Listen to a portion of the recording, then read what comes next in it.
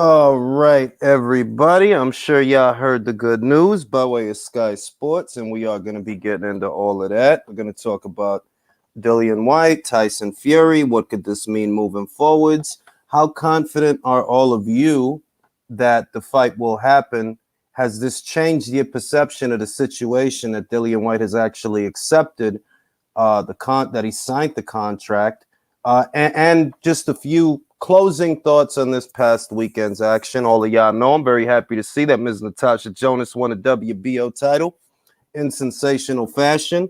Didn't know that she could knock out Chris Namas because it's been years since Chris Namas has been knocked out. That's the first thing. She's been knocked out before, but that was many years ago, and she fought many good fighters since then. So the idea that a fighter could move up from 135 up to junior middleweight and knock her out, that seemed very far-fetched. That's kind of what added to the luster of the fight and that knockout. Both fighters went into that fight with a handicap. For Chris Namas, the handicap was that she hadn't fought in a while. She hadn't fought in over a year, but she still had advantages. She had more pro experience than Natasha. She was naturally bigger than Natasha.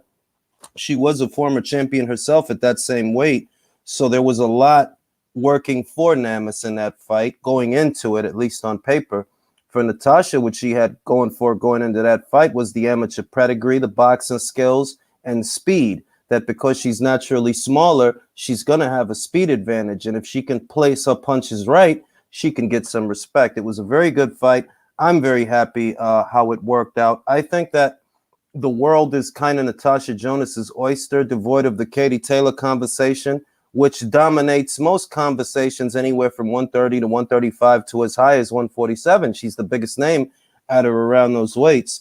The way this situation has worked out, Natasha Jonas gets to do her own thing, make her own money. She's not playing second fiddle to anybody. She's not in anybody's shadow. She's controlling things, and she has a major promoter behind her, fighting on a major platform. And there is no need to be subservient or acquiesce to anything involving anyone else, because she herself has become the biggest name at junior middleweight. That's the way that works. She's a bigger name than Patricia Bergould, bigger name than Marie-Eve DiCaro, bigger name even than Hannah Rankin, who's fought a lot of people. Right now, with this weekend's outcome, Natasha Jonas has become the woman to beat at junior middleweight. And I think they'll be able to get her all the different kind of fights that she wants, you know, the unification matches, the keep busy fights, because she's the A side to everybody. And that's what's new about the situation, that she wasn't necessarily the A side before with the fights that she was having. When she went into the Harper fight, Terry Harper was the A side. When she went into the Katie Taylor fight, Katie Taylor was the A side. Whereas now, Natasha Jonas is the A side to everybody at junior middleweight. So that's really cool. And once again, she doesn't have to be all caught up in that situation involving Taylor and, you know, what's going on with her. She could do her own thing independently, have her own fights, make her own money, still do commentator work, look like $1 million doing it. So that's very cool. What's goody Danny? What's goody LaRon? What's goody AJ? JJJ? What's goody Liam? What's goody Crazy? What's goody PBC Warden? Timmy, Michael, BB, Punch. Jamie. What's goody Jamie? You know what I'm saying? I wanted to talk about the Amir Khan stuff, so I'm gonna post the link. I'm gonna post the link here for anybody that wants to join. But gentlemen, don't talk over each other, one at a time. I was goody Danny Omega, much love Ring IQ. I always disagree with you that Kel couldn't hang at 154. I felt he was skilled and strong enough to compete in a mediocre 154-pound division. Ooh, hot takes, very hot takes. Well, I mean, I didn't doubt that Kel could compete at 154. That wasn't my thing. My thing was that I felt, y'all know that have been following this channel over the years, that I always felt that Amir Khan didn't want that fight, but he timed it properly, that he chose the right time to fight Kell Brook. That was my feeling going into this weekend's fight, that even if he didn't want it in the past, he timed it right, because Kell's punch resistance might be waning. He might not take as good a punch as he used to. The fight is at 149 pounds, which I felt favored Khan, more than it favored Kell, because the most optimal weight for Kell Brook at this time would have to be junior middleweight. I think at junior middleweight, he could actually extend his career depending on who he fights. I was goody Leo, was goody Sawab, was goody Chris. Let me. Bueno. I was going on. Let me. Hola, mi gente. What's up? I was good. Let me start off with Leo. Leo, what's your reaction to this weekend's fight? What now that the smoke has had a little bit of time to settle? What's your thoughts on Kell Brook moving forward? Should he retire or should he have a couple more fights? He can have a couple more fights, but world title at 154, no. I don't think Kell Brook is big for welterweight. I don't think he's big for junior middleweight.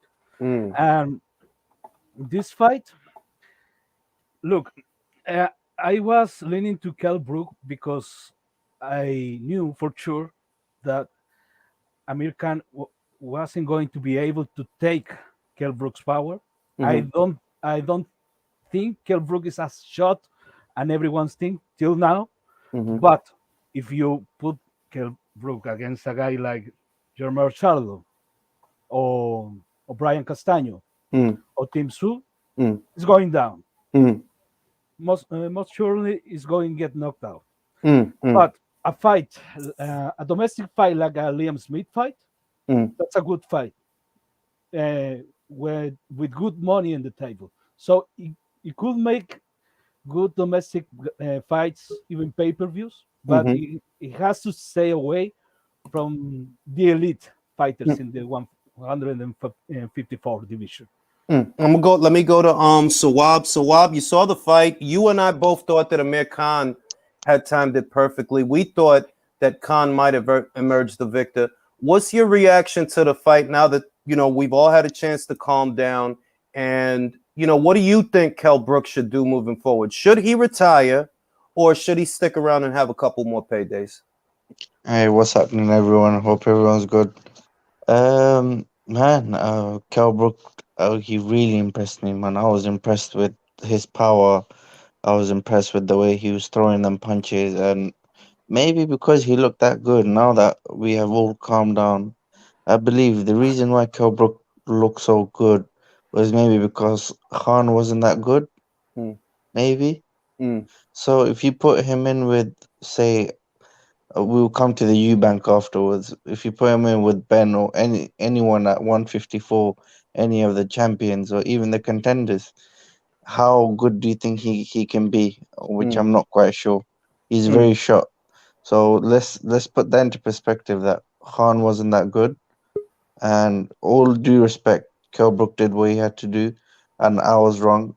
So, but still, I don't think Kell Brook can win a world title. So no world titles according to Leo, no world titles according to Sawab. Chris, you saw the fight.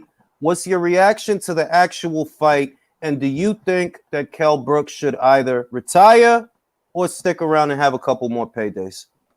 Amir Khan got beat up by a fruitcake. It's a sad world we live in, but let's really look at it like this. I echo the same sentiments Leo and Sawab say. In context, Kell Brook rather did what he was supposed to do. I like the jab, I like the 1-2, but at the end of the day, we all knew Kell Brook. We all knew Amir Khan didn't have a good chin, so it was bound to happen. It was like as a matter of when. So, in that essence, Kell Brook did what he was supposed to do. Kell Brook, actually, I think he could do well at 54, but not against the elite level dudes. But think about it like this: Sergey Rabchenko went 9 rounds with Tony Harrison, and Kell Brook stopped him in 2. But mind you, Kell Brook is a big guy at 47, but also you gotta look at him. Tony Ayala Jr., if we're going taking it back to the 80s, had the same dimensions as Kell Brook. Kell Brook is 5'9", and Ayala was 5'9", and Ayala had small arms too. And he was a career junior middleweight until he did what he did.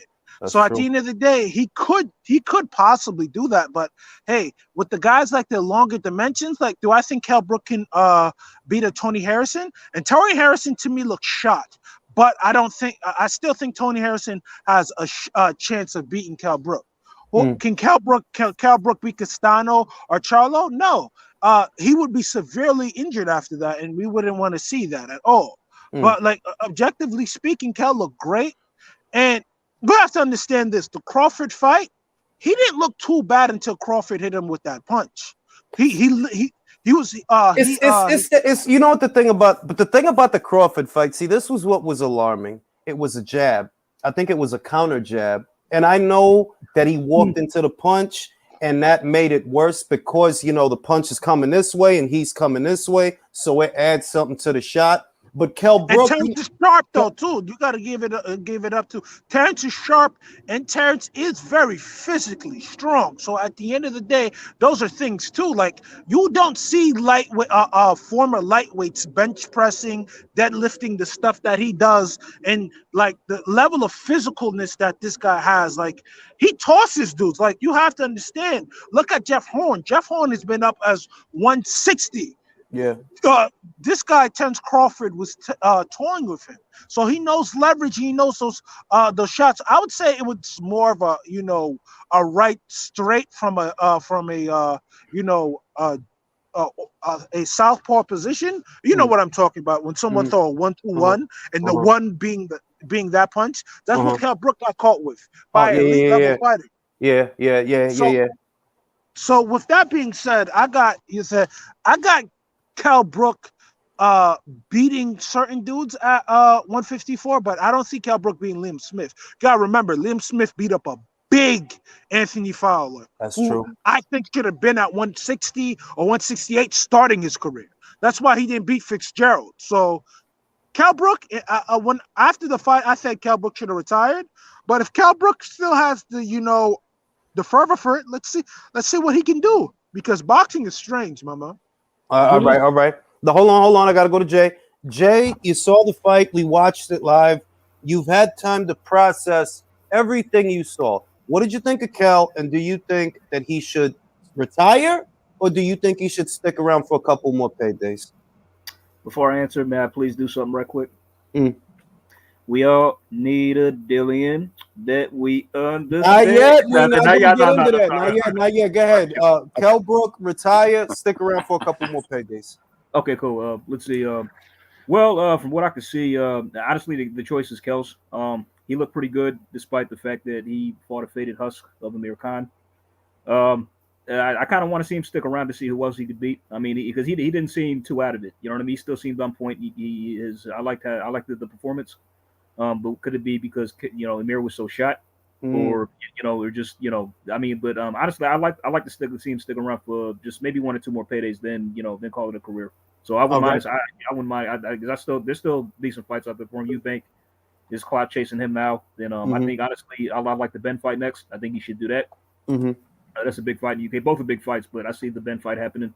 So I like to see him stick around. I don't think he should call it a career just yet to hang him up. So.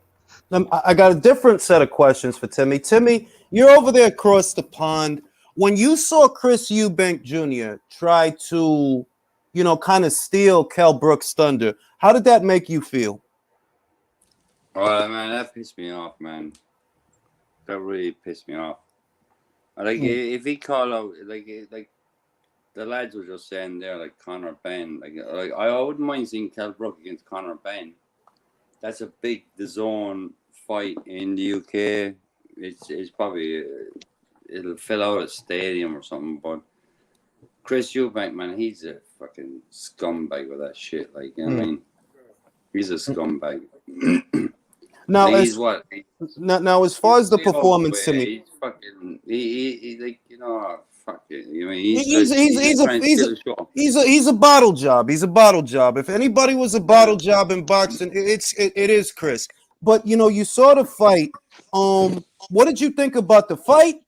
And do you think Kell Brook should or shouldn't stick around? What do you think? Do you think the only reason he looked good is because it was Khan, or is it that he really has more left to give the sport? I think he looked good because it was Khan. myself personally, I think myself as well. I think he should stick around, but I would like to see him fight Conor Ben.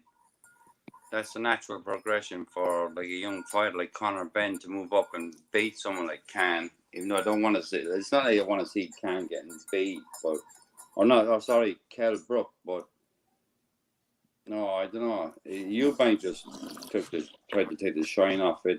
I don't know whether that was a Fox or Sky thing, whether that's the fighters that they have in their stable that they're going to call them out for each other. But I thought fucking Eubank was way out of line calling. Well, I'm gonna say this before I pass it to Dreamland. The thing with Eubank is faking the funk because he knows that Sky don't got middleweights for him. And the middleweight division is who Mike is that? Who Mike is that? Who Mike got all that noise? Is it me? It's a lot of noise coming through.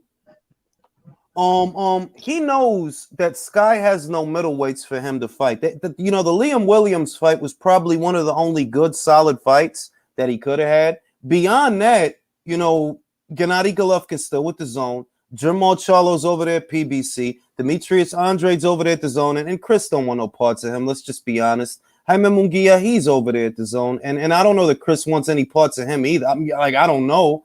I've never seen it talked about in any respect. But it's like he knows that he's kind of isolated over there. The most that Wasserman can do for him is get him German guys to fight. That's it, because they got the inside track on the German boxing scene. But outside of that, they can't get him any other name. So, of course, he's going to call Kell Brook out on Sky Sports after they do that fight. But it's ridiculous. And nobody feels, I don't think any boxing fan feels that Kell Brook has something to prove to Chris Eubank Jr. Like, I don't think anybody feels that way. He already proved it, Jules. Nope. Like, think about it like that. He showed that Chris Eubank Jr. really ain't about that life. And I ain't gonna lie to you. Let me switch that up. I think Chris Eubank Jr. desperately wanted the Gennady Golovkin fight. I think his pops just played too many games, and he wasn't man enough to say his pops chill the hell out. But at the end of the day, Chris Eubank Sr. is always going to look out for the interests of his son, because this is the prime Golovkin. You got to remember that prime Golovkin but let's facing. But let's say this also. Let's say this. I can't sit here and say that I think that he desperately wanted that fight. I don't feel that way, because look at the career that he got. He made a career out of fighting old guys, old James DeGale, old Arthur Abraham. And bear in mind that for whatever reason, Chris Eubank has a name in the United Kingdom, mostly because of his father, really, not even because of his own career, but because of his father. So if he wants certain fights, he could make shit happen. If he really wanted that Golovkin fight, you would have had it, bro. Like, damn your daddy. He doesn't want to. He doesn't want to. He doesn't want to fight. He doesn't want those fights, bro. He had his chance. Fuck the Eubanks and fuck his whole career. Nobody gives a fuck about that dude. He's a fucking jerk off that lost his fucking pen. Exactly. Because what this to me, look, what makes me angry about it is that Kell career changed because of the Golovkin fight. Why did he have the Golovkin fight? Because Eubank couldn't find his pen. Remember that Kell was supposed to box Jesse Vargas. Yeah. He was supposed to box Jesse Vargas in a WBO IBF unification match. I know that there were problems, but if I just put my thinking cap on, I'm like, yo, you know what? Maybe the fight would have had problems, but maybe the fight would have got rescheduled. Maybe they do the fight in America. Then Kell possibly could have became a unified champion at welterweight. His career could have went in a very different direction had he not had that Golovkin fight. Now I'm gonna go to Dreamland. Dreamland, you saw the fight. Do you think Kell should retire, or do you think he should stick around for a couple more paydays? Well, first of all, I did see the fight, and it was it was one-sided. It was a beating, and Kell Brook looked good, but he looked good against a guy that is definitely a shell of what he was, and he never really had much punch resistance to begin with in Amir Khan. So don't let your eyes deceive you. The bottom line is this: Kell Brook, should he retire? Yes. Is he going to retire? I don't think so, because I think that I think the money's going to be on the table for another fight in some form or fashion. So you think basically everything that we saw, every bit of it, is just that? Well, he's in there with a guy. That guy's not that good. What Kel, in your opinion, what Kel needs is to retire. In my opinion, he needs to retire. Yeah. Okay, that's finite. That's conclusive. I could live with that. Drew, should the man retire or should the man stick around? What do you say? I just want to say real fast, Kell Brook's career could have went in a different way, but he'll never have to pay for a meal in London, in the UK, or for a beer or a meal out here at a fight night because he stepped up to fight Triple G. And Eubanks' legacy will always be the guy that lost his pen. That's a fair point, because you know what? That situation between him and Golovkin, most people don't realize that shit was in 2016, bro. That's his legacy. Yeah. And people still bring it up. They still talk about it. But I don't understand how he's reaching so badly. Instead of calling out Triple G or calling out Andrade or calling any other champion in his league, he's saying that. He is calling out Triple G. The problem is, because he is calling him out, but I'm gonna ask you: do you believe that he wants that fight? Because he is calling out Triple G. Don't get it twisted. He is. But do you think he has not been a world champion? WBO does not count. He has not been a world champion. You mean the IBO? IBO. I apologize. IBO. And in regards to Kell Brook, I want to see him either fight Conor Benn for a big payday and see if he could pass the torch, or I want to see one top 15 fight at 54 to see what he's got left. We can't tell against that Khan. How do you like his chances, Drew, against, say, Liam Smith at 54? No catch weight, no bullshit. 54. Do you like Kell's chances against Liam Smith at 54?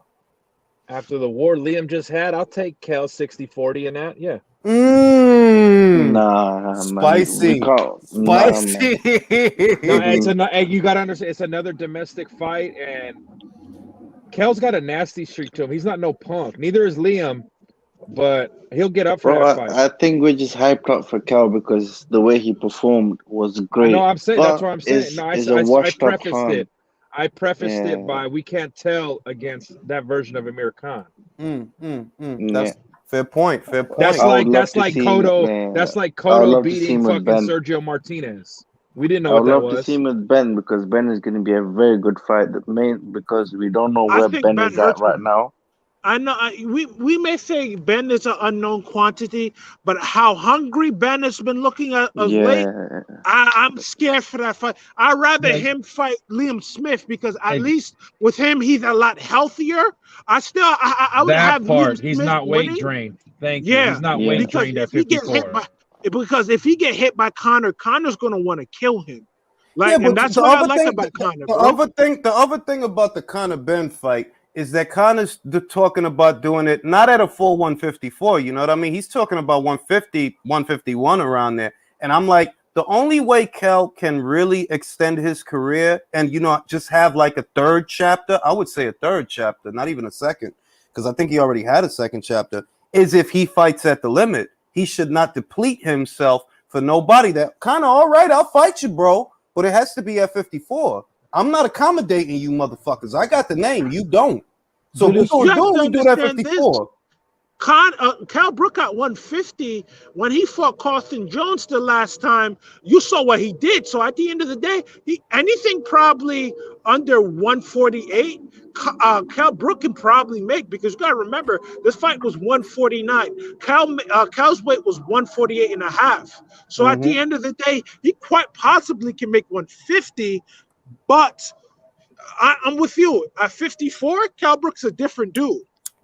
All I'm saying is the Kell Brook that I saw against Mark DeLuca, before I pass it to Leo, the Kell Brook that I saw against Mark DeLuca, this was after the Rabchenko fight, but before the Crawford fight. The Kell Brook that I saw against Mark DeLuca really looked switched on. His timing didn't seem off. He looked strong. He looked healthy. Nothing gaunt. Didn't look gray or nothing like that. He looked healthy. That was Mark DeLuca at 154. So I'm thinking, if you really want to have a third chapter, It got to be at 54, bro. Fuck And the Crawford catchweight. fought him at 47. And let's think about it. Imagine Crawford in Brook at 54. Who knows? Because Well, I we mean, always knew that. you fucking know. We know. 50, We know. you fucking No, know. we know. We Fuck know. you. We fucking know. The fuck you My mean? bad, my The bad, my fuck bad, you my mean? bad. You You got know. it. You got it. We Stop know. jumping me. You got it. We know. We know. Yeah, I was just fucking around. I catch your drift though. That like, look, I just feel like for him, No. it's not for. This is the thing, right? If you fighting Brook and Brook fighting, it ain't for a belt, right? So what the fuck we over here worrying about weight for? It ain't for a belt. Like, nah, bro. Like, if you want to see me, we could do that, but at 54, not no 49, not no 50, no 51. Like, nah, bro, it ain't even a belt on the line. What the fuck we doing that for? If you want to see me, 54, take it or leave it. And I think if he want to have a third chapter, that's how you got to do it. Like, come on, be like, the fuck, I'm gonna come down for. Ain't no belt on the line. Julius, wait, let me say this. I see Kell Brook and Amir Khan in the same lens, that they are both shot fighters, but they are like different sides of a coin. Amir Khan punch resistance is gone, but his consciousness, his brain, it stays in the fight. You can hurt him, but he's gonna find a way to last a little bit longer. But Kell Brook, I don't think his chin is the problem. I think it's shell shocked. So if he I had a faces question. someone- Hold on, let him me- finish. let me- Hold on, Leo. let Go him ahead, finish. Leo. Let Go me ahead, finish. Leo. If you put Kell Brook with someone that can punch and someone that can finish the fight early, Kell Brook is going down. Do you feel that someone is kind of Ben? Might be. Do you feel that someone could be Liam Smith? Liam Smith has a chance, but I don't think Liam Smith punches packs that much of a punch that can make Kell Brook Conor be Ben, in shot. my opinion. But Conor Ben, yeah, he can do that. Okay. Let's go to Drew. No, Drew, real quick, this question.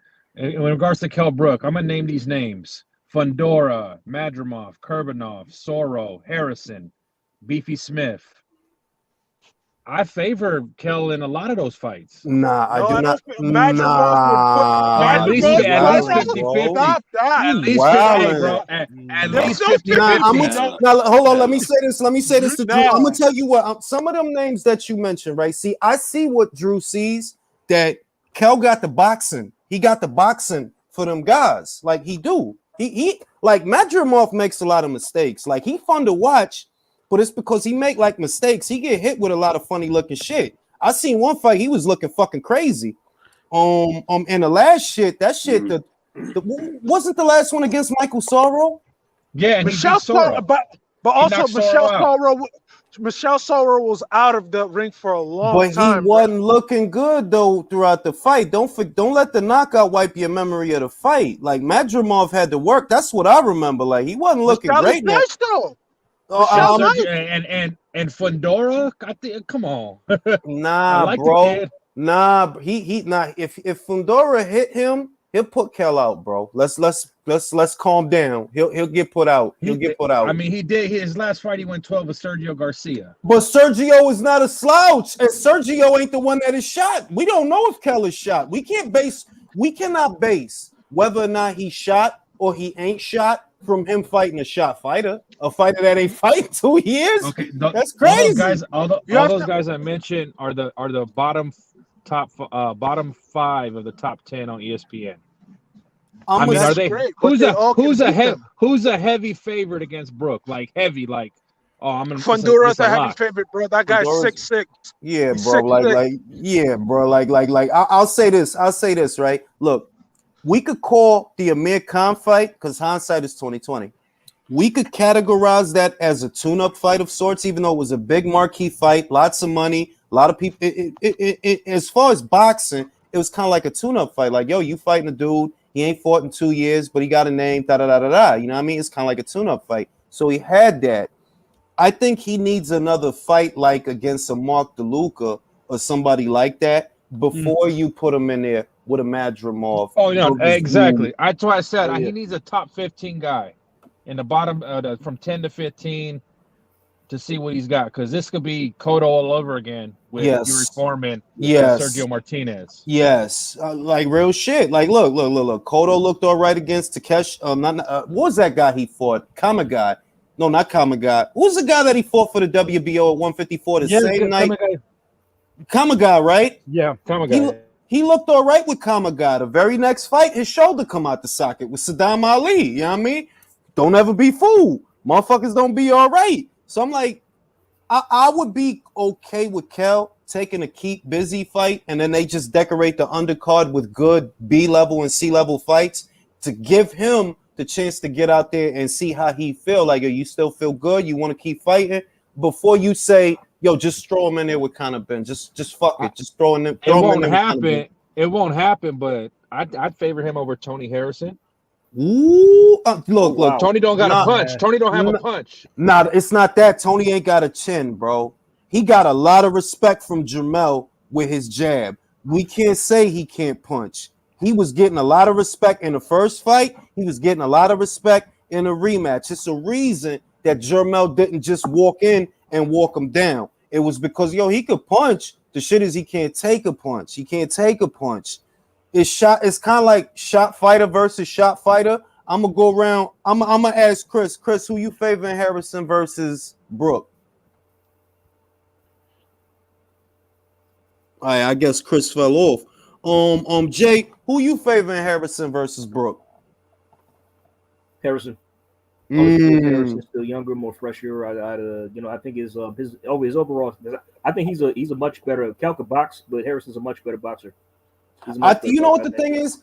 Kel's best punches are his straight punches. What's Tony's best punches? His straight punches. Who's longer? Tony. So it's gonna come down to, okay, who's a little quicker, who's a little longer, and who's still got a little bit of timing. We can't look at the Khan fight and say, yeah, Kel still has his timing. Bro, that man he was fighting was shot. He ain't had nothing. The first fight, he had nothing, bro. Let me add to that. How do you think? Did you watch that Harrison fight versus Perella? Like shit. He looked like shit, bro. He did. And in your honest opinion, before he got stretched by fucking Crawford, how did Brook look to you? I'm gonna be real with you. In the Mark DeLuca fight, he looked great. At 54, though, you feel what I'm saying? No catch weight, 54, fully rehydrated. In the Mark DeLuca fight, I invite any of y'all to look at that fight, bro. He looked like old Kell Brook. Oh, I saw it. I love that performance. That was a great. And he had a couple good moments in the Crawford fight. He just couldn't hold up to the pressure. I must have missed them moments. That's all I'm gonna say. He was able to catch. He was able to catch Bud a few times. I mean, you're right. I mean, he swole his eye. The first two rounds, arguably three, Cal won those. I'd say until he got. You think really? The first two, I'd say so. Yeah, the first two. He crazy. Y'all motherfuckers is wild. Let me read these super chats. Kell Brook versus Nikita Zoo for Nikita. Bro, come on now. Come on. Don't do that. Come on, B. Come on, B. You like one. I think that's too much for Nikita, bro. Like, really, you gonna debut against Kell Brook? You gonna debut against Kell Brook? Nah, come on, B. We can't do that. All right, now that'll be his first and last fight. I mean, not his last. He could survive, but he could make it. But all right, we gonna switch gears now. I'm sure all of y'all heard the news. Y'all know what time it is. You know what I'm saying? It's party time out here in these streets. Party time out here in these streets. Now, listen. What's the news? Everybody calm down. Dillian signed the contract, bro. You didn't hear? It's news to me. Finally. Fuck me, man. He signed the contract. So the first thing I want to ask, and I'm going to start at the top of the board. With Leo. Leo, I think we were all very skeptical as to whether or not this fight would actually take place. Are you still skeptical? Yes. Okay. Because Tyson Fury is still the opponent of Dillian Whyte. That's true. true. Tyson Fury can pull whatever bullshit he wants if he doesn't feel like it. That's true. All right, I'm gonna go. Let me read this super chat, then I'm gonna go to Jay. Brook proved enough. Retire on this win. Ingalls said fight was too easy. Kell barely broke a sweat. I parched all night. He wilding as you. Yeah. I mean, you know Dominic Engel. He probably had a field, and we ain't even gonna get. Matter of fact, we ain't even gonna get into that greasy shit. Jay, we was all skeptical as to what before this news was announced that he signed the contract. We was all skeptical. Are you still skeptical now that news is broken that he did sign the contract and it's supposed to be all systems go? Are you still skeptical? Yeah, because as Leo said, well, Fury's one of the biggest con men in all of boxing. So, I think that if there's any shenanigans, it's probably going to come from him. But I don't know if Whyte was with the mind games. I mean, he had us all fooled. He damn near had us. You know what I'm saying? Wait until like the last minute. But yeah, but that's the other thing that we don't know. Right now we don't necessarily know why he waited or what he was waiting for. I think that requires some clarification. I'm gonna go to Timmy. Timmy, ahead of this news, were you skeptical that the fight would happen? And if you were, are you still skeptical now? I think Timmy fell asleep. I agree with him. Yeah, I agree with Timmy. No, man, it's a very valid point. It's a very valid point. Dreamland. Yo. Can you hear me? I think I can hear you. You sound far away, Timmy. Ah, shit. My mic's fucked up. Hang on. No, not you, Dreamland. Your mic is fine. I was actually skeptical about the fight, to be quite honest with you, but I'm glad that he's signed. I just really want to see this fight. I hope they actually fight. But I am actually a little bit skeptical about the fight, whether it happens or not. So, Okay. We're gonna go to Dreamland. Dreamland. I know that you haven't joined the panel to talk about this fight in the past, but were you skeptical leading up to this news, leading up to the news that we just got today? Were you skeptical that the fight would happen? And if you were, are you still skeptical now that they saying that Dillian signed the contract? Well, I'm not gonna lie, I was slightly skeptical, but I was extremely hopeful. But now that the contract is signed, I'm not as skeptical at all. I believe the fight will take place, even though Tyson Fury has known to be a charlatan and just a complete carpetbagger up and down the board, speaking out of both sides of his mouth from different times of the day on the clock. However, I feel that this fight is so big, and I feel that Tyson Fury really believes that he can beat Dillian Whyte, and I believe it's so big and there's so much money and there's so much on the line for Dillian Whyte that he's not pulling out now. And I think this whole wait until the 11th hour was awesome. I think that was pretty fucking cool. I think that was a nice, little exclamation point to put at the end of his signature on the contract. I like that. And I think that I think the fight will take place. I think it will take place. I'm not saying that there may not be some bullshit delay. We are in a global pandemic, as we know, and that has placed a lot of delays on a lot of fights. But this fight will happen next for both of these guys. Yes, absolutely. I'm gonna go to Drew. Drew, we had many conversations about this thing that either guy could end up pulling out of the fight for any variety of reasons, discontent with the situation, or faking an injury, or actually being injured, COVID potentially, any myriad of problems that could affect the fight happening. So I think we both were skeptical ahead of this news. Now that the news broke that he signed the contract, are you still skeptical? I'm not gonna believe it till Michael Buffer's in the ring and saying "Damas y caballeros," because we don't know what that arbitration is gonna do. We don't know. I hope Whyte doesn't participate in any of the promotion at all. No press conferences, nothing. Just take your check and go. Just focus, and that him doing that would really rattle Fury. I guarantee it. All right, somebody's not participating at all. Somebody's getting like bodied or some shit. I heard somebody running upstairs, like somebody getting killed. Like, look, man, if you want to kill somebody, that's cool. Just don't do it here. The fuck? That's Tyson Fury calling. Sawab, I don't. Did I ask you about it already, or do I? Or can I move on? Did I ask you about? I'm just gonna say it. Go ahead. I'm very happy that Dillian Whyte has signed it. I was scared, so I don't know what it did to Tyson Fury. So I think what he's doing, leaving it to the last minute, was good, but we don't know why it happened. But it is what it is. Hopefully the fight happens. But like Drew said, until they're not in the ring, I don't believe it. All right, I'm gonna go to the man with the hot takes, the hottest takes, some of the hottest takes. I'm gonna go to Alexis. Alexis, you were not skeptical, and you're still not skeptical. Explain why. Because there's nowhere else for Dillian White to go. Mm. There's nowhere else for Dillian White to go. This is tantamount to a tune-up fight for Tyson Fury. Mm. I don't understand what the hubbub was about from the beginning. Mm. I've heard your multiple videos from you, my dear brother, Mm. on the subject of. I think your first videos were basically praising Eddie Hearn and Dillian White for playing. I don't know, like they got over or did something, whatever. I didn't understand, but like you gave him a lot of kudos and a lot of. I'll go into that, Alexis. Here is what I said. Here's what I said. Okay. Okay, the way that they played it, right? No matter what, not taking the 5 mil against the 25% creates a situation where the fight goes to a purse bid. That much we know. So if the fight goes to a purse bid, you create a situation to where now you have to beat Eddie Hearn. You have to beat whatever he bids.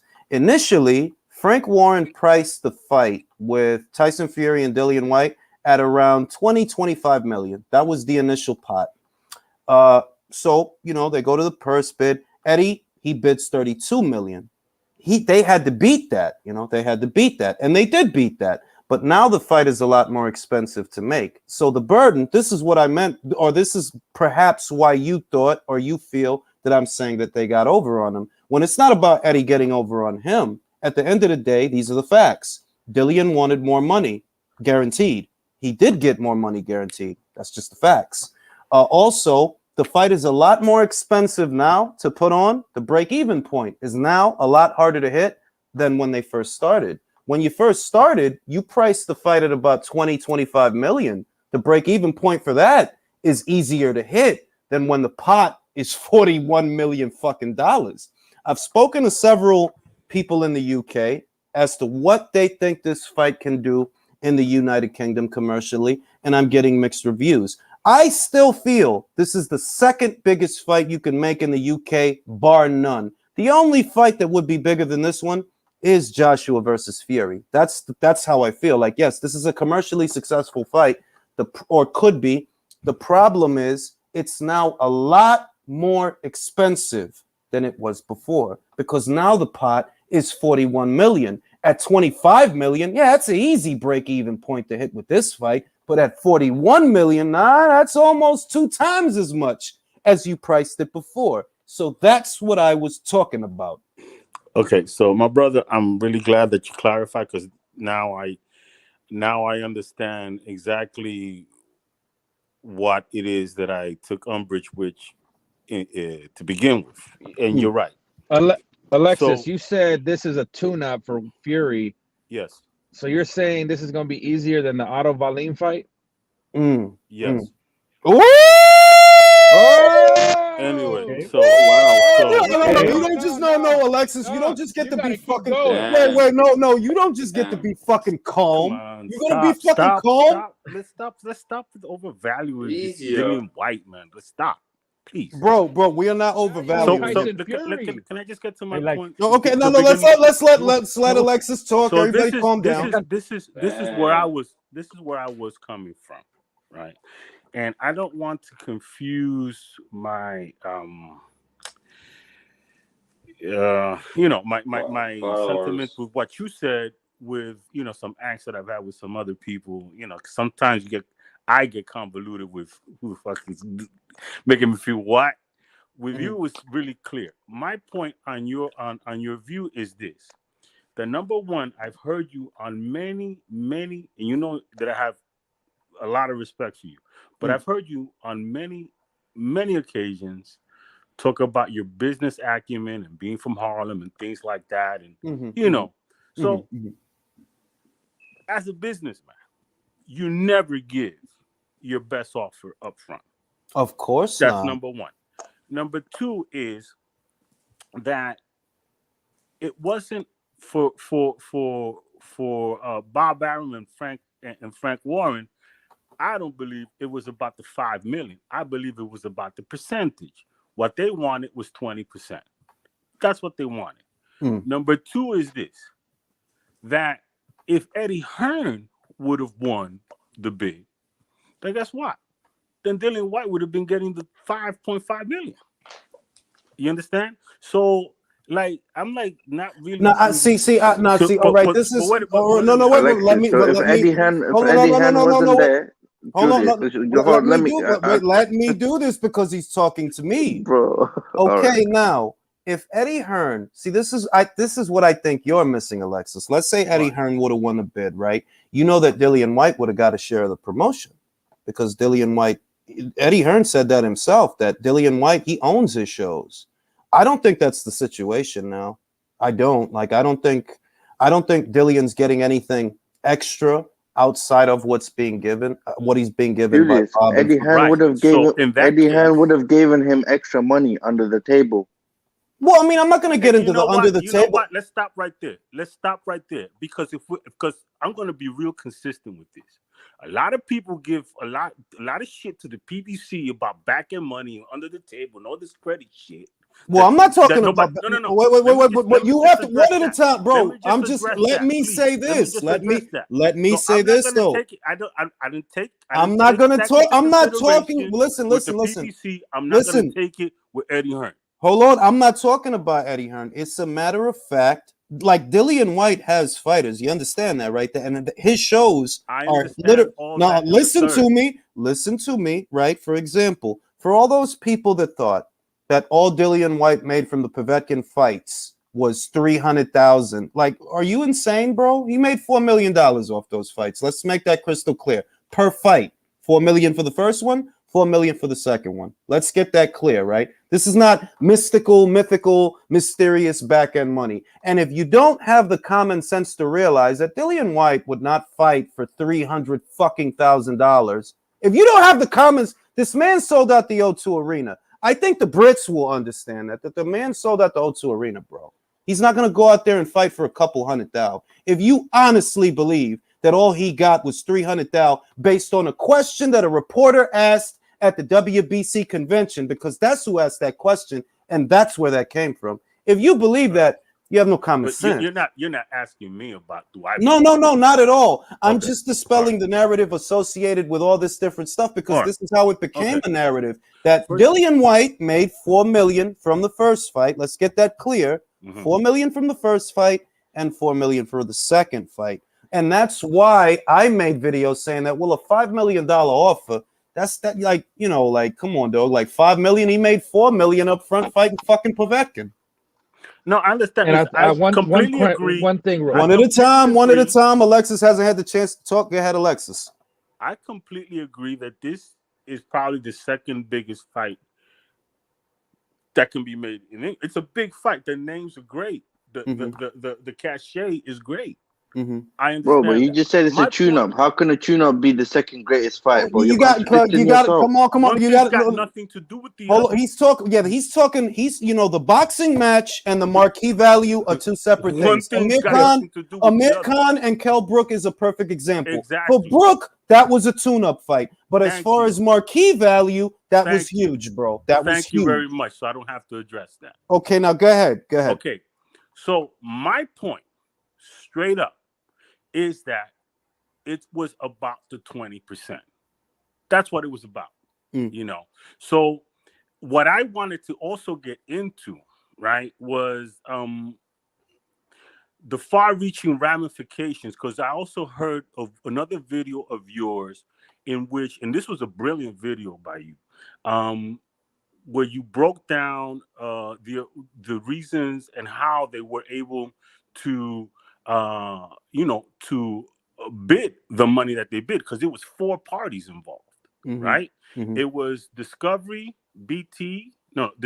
Frank Warren, and Top Rank and Disney and ESPN, right? 4 parties. So the thing that you came in with the Discovery, that you said Discovery wasn't really interested in boxing. They were interested in the Premier League. The Premier League. that BT owns the rights of, right? Mhm. So now this is some far-fetched shit, and I just gonna run it by you. Or maybe not so far-fetched, because I tried to understand how would that work, right? Because what I'm excited about and what I'm seeing being played out little by little, incrementally, is that Discovery was probably interested in that Premier League thing also, not so much into the boxing. Sky Sports was interested in the boxing, right? Top Rank was interested in the boxing. I think that moving forward, so the deal what it makes sense to me that happened was the Zone had this deal of $800 million. Discovery probably matched the $800 million or thereabout, and then the Sky Sports or the Top Rank whatever side put in the Sky Sports side put in what it was interesting for to take it over the top, to take it to their side and get this fight. So I think moving forward has long-reaching ramifications as to bringing more boxing content over in that direction. You understand what I'm saying? No, I get you. The only reason that I didn't take that stance, right? This is the main thing for me. The deal isn't done. That's my thing. The deal for Discovery to purchase BT, like we know that they were willing to put up, because you got to remember what Joe Markowski said. He said that the deal didn't make financial sense for us anymore. So what that tells me is that Discovery put up more money than you were willing to match. That's what that tells me. If you say, "Oh well, now it doesn't make sense," for DAZN, for DAZN, it don't make sense. Why? Because they put up an amount of money that you're not willing to put up, and they can put it up because they got it. Exactly. Because they got it. The thing is, the reason that I didn't run all the way with that is because the sale ain't final. They haven't bought them yet. You see what I mean? It's not final. I don't know if behind the scenes they're waiting to announce it. I just know that I've been waiting to hear, okay, sale is final, BT goes to Discovery. That hasn't happened yet. But that's true. But that like all things, those little things take a little bit of time to flash out and to really cement. Now, the other thing, there was a point that I was with the 20%, this and that. There was a third point. Yes. This thing, what I do really take umbrage with this one-sided view of, if this fight doesn't happen, it's always because of Fury and Fury's better because Fury did that. You know what I'm saying? All I know is that Dillian Whyte had a deal in place to fight Otto Wallen. Yeah. He walked away from that. Yeah. You know, so he walked away from that, left Wallen on the altar, you know. Now Alexis, if you've seen the videos I've done, what did I say about the both of them? Dillian might be unhappy with the situation. You mentioned Dillian Whyte's unhappiness. That maybe he and you didn't unilaterally not fault him for everything. I just feel maybe it's every video that I'm catching, and maybe I'm confusing and lumping you into the greater view. Look, this is my thing with Fury, right? When the subject was broached in the past, we saw unwillingness that cannot be denied because his own statement said that. He literally things that he said. I'm not interested in him.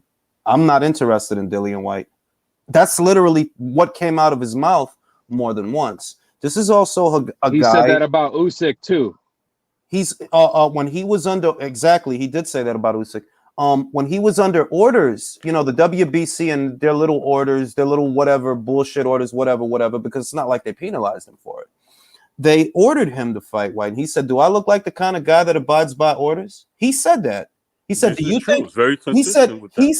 He said, "Do you think I need the WBC to fight Deontay Wilder?" He said so. And this has been going on for years. So when I look at all of it, just all of it, in a nutshell, Fury does whatever he wants. Period. You understand? That's what I see. This dude does whatever he wants, and he'll get away with it. And I got to add to that, Alexis, you've been seeing a lot of videos about it being Fury's fault. Fury's the one that's been talking the most and telling the most lies. He That's can't true. keep his story straight. First, AJ was going to take it. Now he wanted too much money. Then Usyk was not going to be ready when he wanted a fucking gimme fight before the Usyk fight. Every side, he's telling so many lies, he can't keep his story straight. Now I'm gonna be no. Wait. Let me say this before I pass it back to Alexis. I'm not gonna call them lies. What I'm gonna say is that what he's saying is very hard to understand. On one end, you're saying that Anthony Joshua wanted too much money. That was the holdup, right? That's what you said. Then you turned around and said that Usyk wasn't gonna be ready by March and May or March and April. I forget. And I'm like, wait a minute. Which one is it, bro? Is it that AJ wanted too much money that isn't yours anyway because the Saudis are footing the bill? It's not your money. Thank you very much. I was just going to mention that. It's their money. Bob isn't paying for that. Frank isn't paying for that. You're not paying for that. You have wealthy investors in Saudi Arabia that are willing to clear the way so that this fight can happen. What difference does it make to you, Mr. I'm a Spartan, not a businessman? Mr. I don't care about money. I never met a happy rich man. These are all things he said. What difference does it make to you how much it costs them to pay him to step aside? I gave my money to charity, the whole 7 million, but didn't show up anyway. No, something I else. would, you know what? I'm not a big believer in step aside fees. You know, I'm just saying that he brought it up, Alexis. That's all I'm saying. That he brought it up. I understand that completely. You know, as far as AJ's concern, or as the same thing, it's the same thing as with when Wilder was in the way. You know, don't pay nobody any step aside fee. Take care of him and go get the money. Espera un momento. Esta es la diferencia. If they wanted to pay Wilder to step aside, it would have been on Bob's dime, and we know Bob wasn't about to do that, right? That's the difference. It would have been up to Bob to pay Wilder to go away. Bob wasn't going to do that. This situation is different because it's not Eddie paying anybody. It's not Bob and no. Y'all not paying for shit. These guys over here is paying him to go away. So what difference does it make to you what they pay him when it's not costing you anything? Let me say this. And the Eagles climb. Wait. Let Leo go. About the Dillian Whyte pulling out of the Otto Wallin fight. Mm-hmm. Okay, he pulled off of the Otto Wallin fight, but he did that to be free to take this fight. Yes. Okay. That's the difference. When Fury pulled out on Klitschko, who was he trying to fight? Who? Buddy. He's trying to get away. Mental health. Nobody. Trying to get away with it. Mental illness. I don't know what the fuck. Mental mierda. No mental illness. Mental mierda, coño. Eso fue mierda. What I'm saying is this: the fight, I never doubt it's gonna happen. I'm not skeptical about it happening. It makes too much sense that it happens. That's all I'm saying. I understand, but what you have to understand is that if you've been watching Tyson Fury as long as I've been watching, and I didn't, he didn't all of a sudden become relevant when he fought Wilder. Look at the videos in Ring IQ, bro. 2015. I'm in there talking about Tyson. Like, bro, I didn't all of a sudden start watching this guy. He is a spastic, and if he don't pull out, I feel like, you know what, Whyte might pull out. Something will happen. That's just how I feel. It's too good to be true. I just want to fight, and that's why I made another video saying, listen, if I have it my way, they fight. I'm a boxing fan. I want to see a boxing match. Bro, I don't want to sit fight too. I don't want to sit here arguing with Fury's fans. No. I want to see a fight, bro. That's what I want. But I know that in boxing, if it's too good to be true, probably is. Probably. And here's another thing people aren't. Here's another thing people aren't saying. Here's another thing people aren't saying. This fight. Go ahead. People won't talk about it. That's what happens in boxing. Go ahead, Drew. What they're not talking about, and a reason I think why this fight might not go down. They're dependent on Fury's marquee value, and they need these American pay-per-view buys to cover their fucking nut. They need a substantial amount of American pay-per-view buys for this fight to even come off and break fucking even. Yes. And nobody's talking about that. And I did. No, Drew. I did. I did. You know what I mean? I said like they literally need 300 to 400,000 pay-per-view buys in the States for this shit to help. Yes. And nobody knows Dillian Whyte here. The casual fans that didn't buy the third fucking fight with Wilder. Mm-hmm. And Mm-hmm. who's to say he doesn't get COVID or something happens to pull out when they see the early fucking projections of the buys and like, oh shit, we're gonna take a bloodbath. I'm just being real with you, Alexis, right?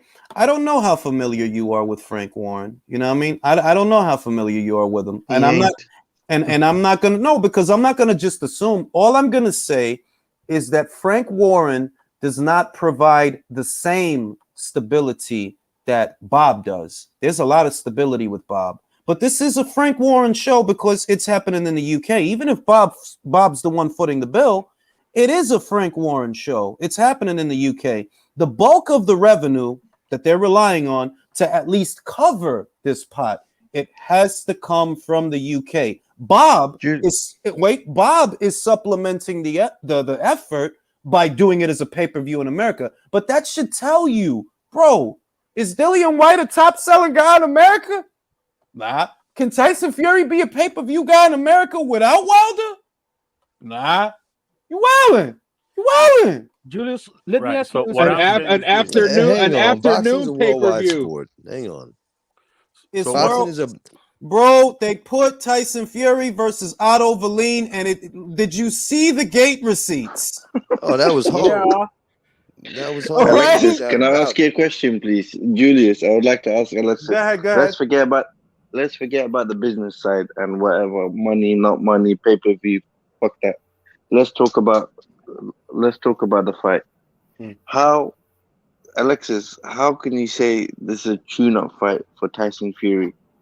Dillian Whyte is a tune-up fight for Tyson Fury? It's gonna get he spicy. got knocked out by Povetkin. He's not that good. He's not that good a fighter. Okay. Bro, Povetkin is one of the happened? baddest. Oh, Bro, wait, I just said to you, Julius, hold on, please. Let me think. If that same punch lands on Tyson Fury, he's gone. I think that history has proven that that's not true. I'm gonna say this. He got dropped by a cruiserweight. Let me say this. Got up, right? Did he not get up? Why is everybody always? No. Wait a minute, Alexis. Let me say this. I don't It's not. understand Wait. Let me say this. Right. Let me say this. It's not. Cualquiera se le muere un tío. Mira, coño, déjame hablar. De que he got dropped. Espera un momento, coño, pero ¿va a hablar o no va a hablar? ¿No va a hablar o no va a hablar? Esto es lo que yo voy a decir. Cállate. Okay, this is the thing.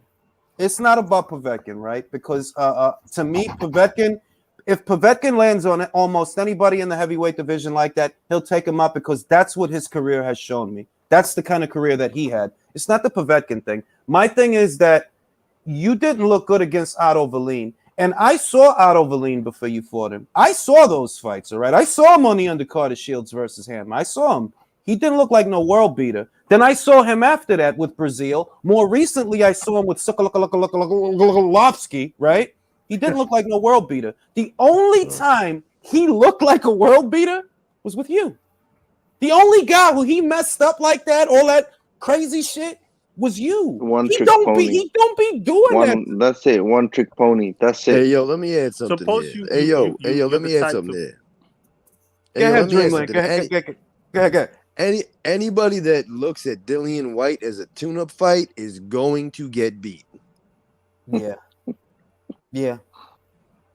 I'm not. That guy's not a tune-up fight. If you look past Dillian Whyte for 1 second, you are going to get beat.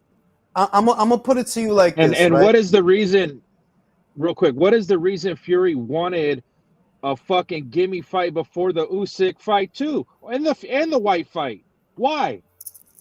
Thought he was a Spartan. Could be that he wanted to get out the contract.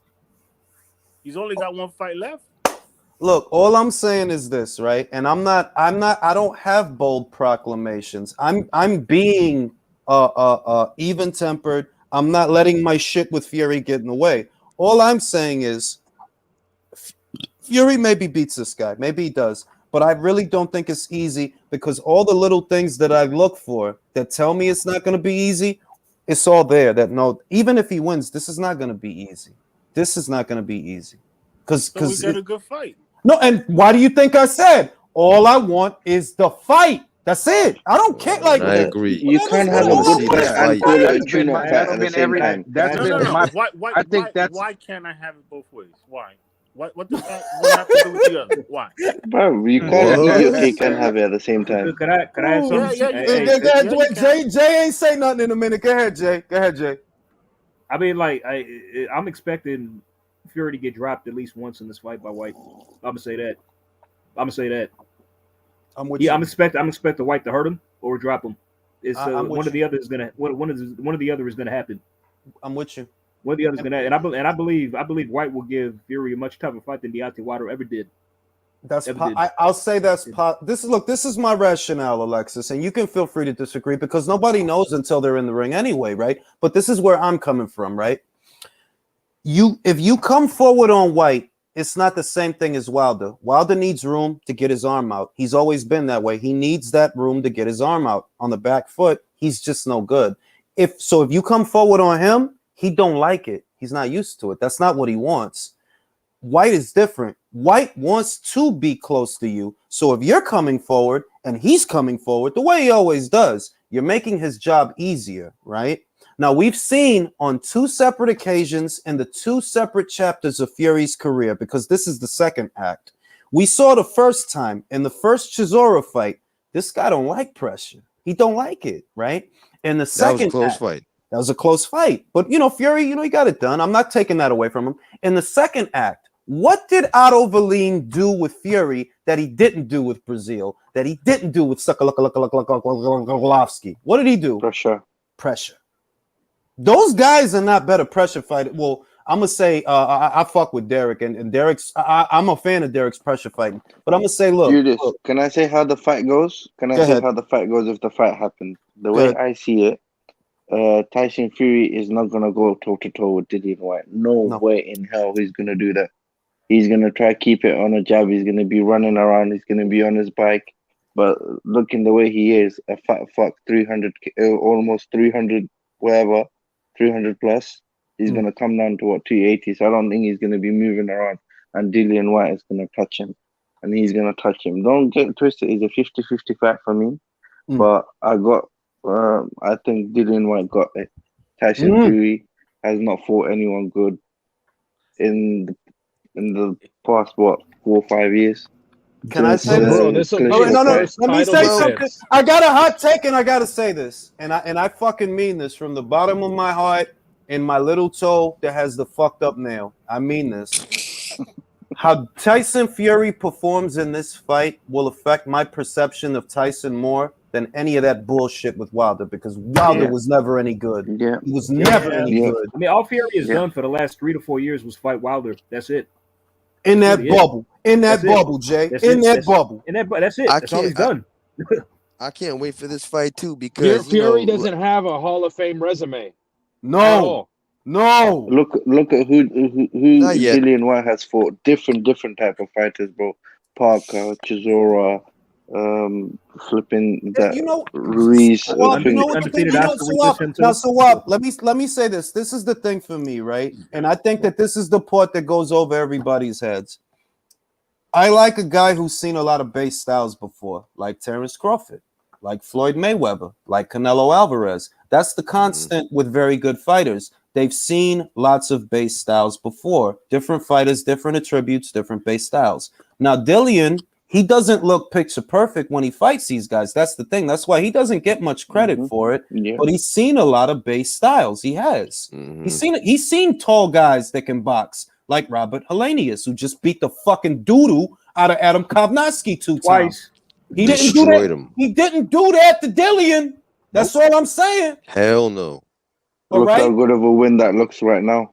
Now, Oscar Rivas, a former Olympian who took out Brian Jennings in the 12th, the same way Luis Ortiz took out Brian Jennings late, right? He beat Oscar Rivas, though. Say what you will, but Oscar Rivas was that was a high risk, low reward fight. High risk, low reward. And I'll add to it, by the way, that Oscar Rivas, out of his own mouth, said, I was about to sign the contract to sign the top rank till I got over $1 million to fight Dillian Whyte. So anybody out there thinking Whyte is not a marquee fighter, wake the fuck up, bro. Wake up.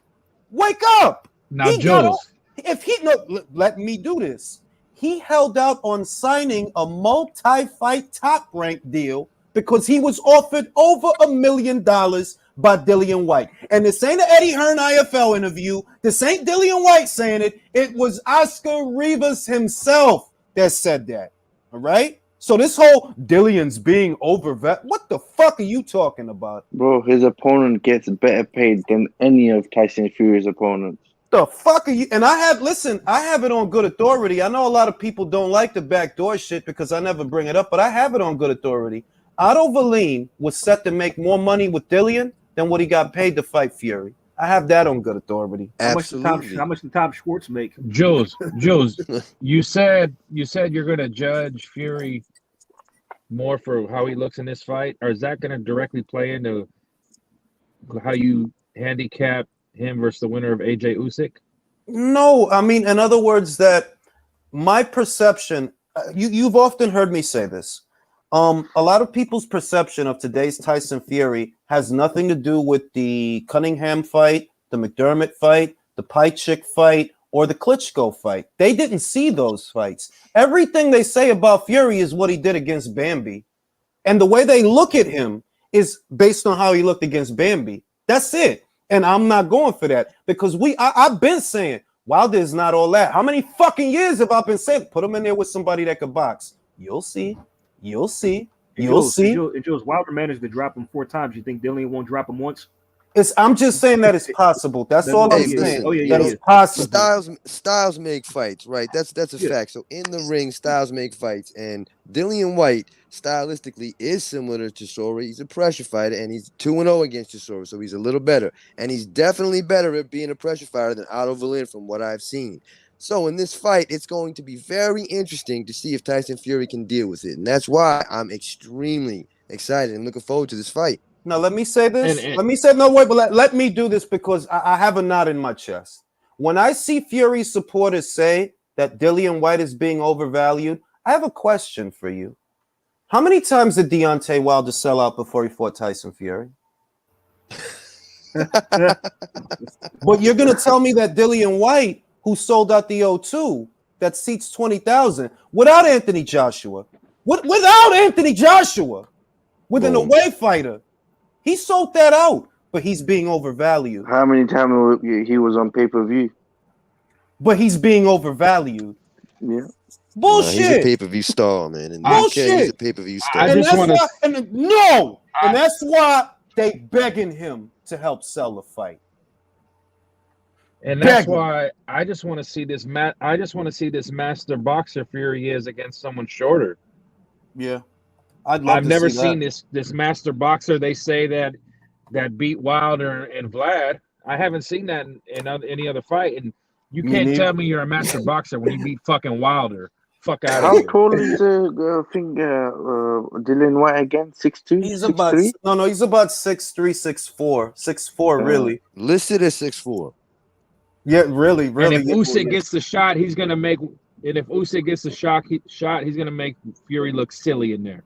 All I'm saying is, I think he might, because Tyson Fury. No, wait, let me talk. When has Tyson Fury ever looked good against a shorter fighter? When? The shorter fighters are the ones that seem to give him problems. From their own mouth, Tyson Fury said, "I don't like to fight short, stumpy fighters that come to me." He's saying it himself. Tyson Fury himself says, I want to fight long fighters at the middle range. That's my This is what I'm going to say, and this is a hot take, right? I know a lot of people aren't going to like this. Beating Wilder 3 times in America means both fucking diddly because Wilder didn't prove shit in America. Wilder is not made special because Fury beat him, and that's what's going on. Wilder did not prove shit in America. So why would beating him here mean anything? It doesn't. I don't care what American media says. That dude was around for years and did not dip his toe in the pool of the heavyweight division. And the only reason he gets a pass for it is because he was the only American heavyweight who stood a chance of winning a bout. That's the only reason they do that. He didn't fight Chisora. He didn't fight Pulev. He didn't fight Povetkin. He didn't fight Vladimir Klitschko. He didn't even fucking fight Ruslan Chaigev. He fought no one. No one. Not even his own And that ain't American. even a No, fucking I'm hot not take. done. I'm not done. He didn't even fight Charles Martin. Didn't fight Brian. He didn't fight shit. Period. He fought an old ass Luis Ortiz that looked like doodle with Dave Allen and Malik Scotch. Julius, let me ask you this question.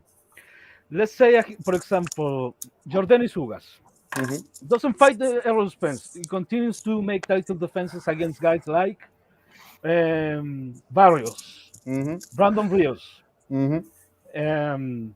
Abel Ramos. Okay, Guerrero, like guys like that, has several title defenses. Will you praise him? No. Like a big welterweight, one of the greats? No. Okay. Come on, man. Most of these guys that I mentioned, like Guerrero, like is the other guys that fought Guerrero.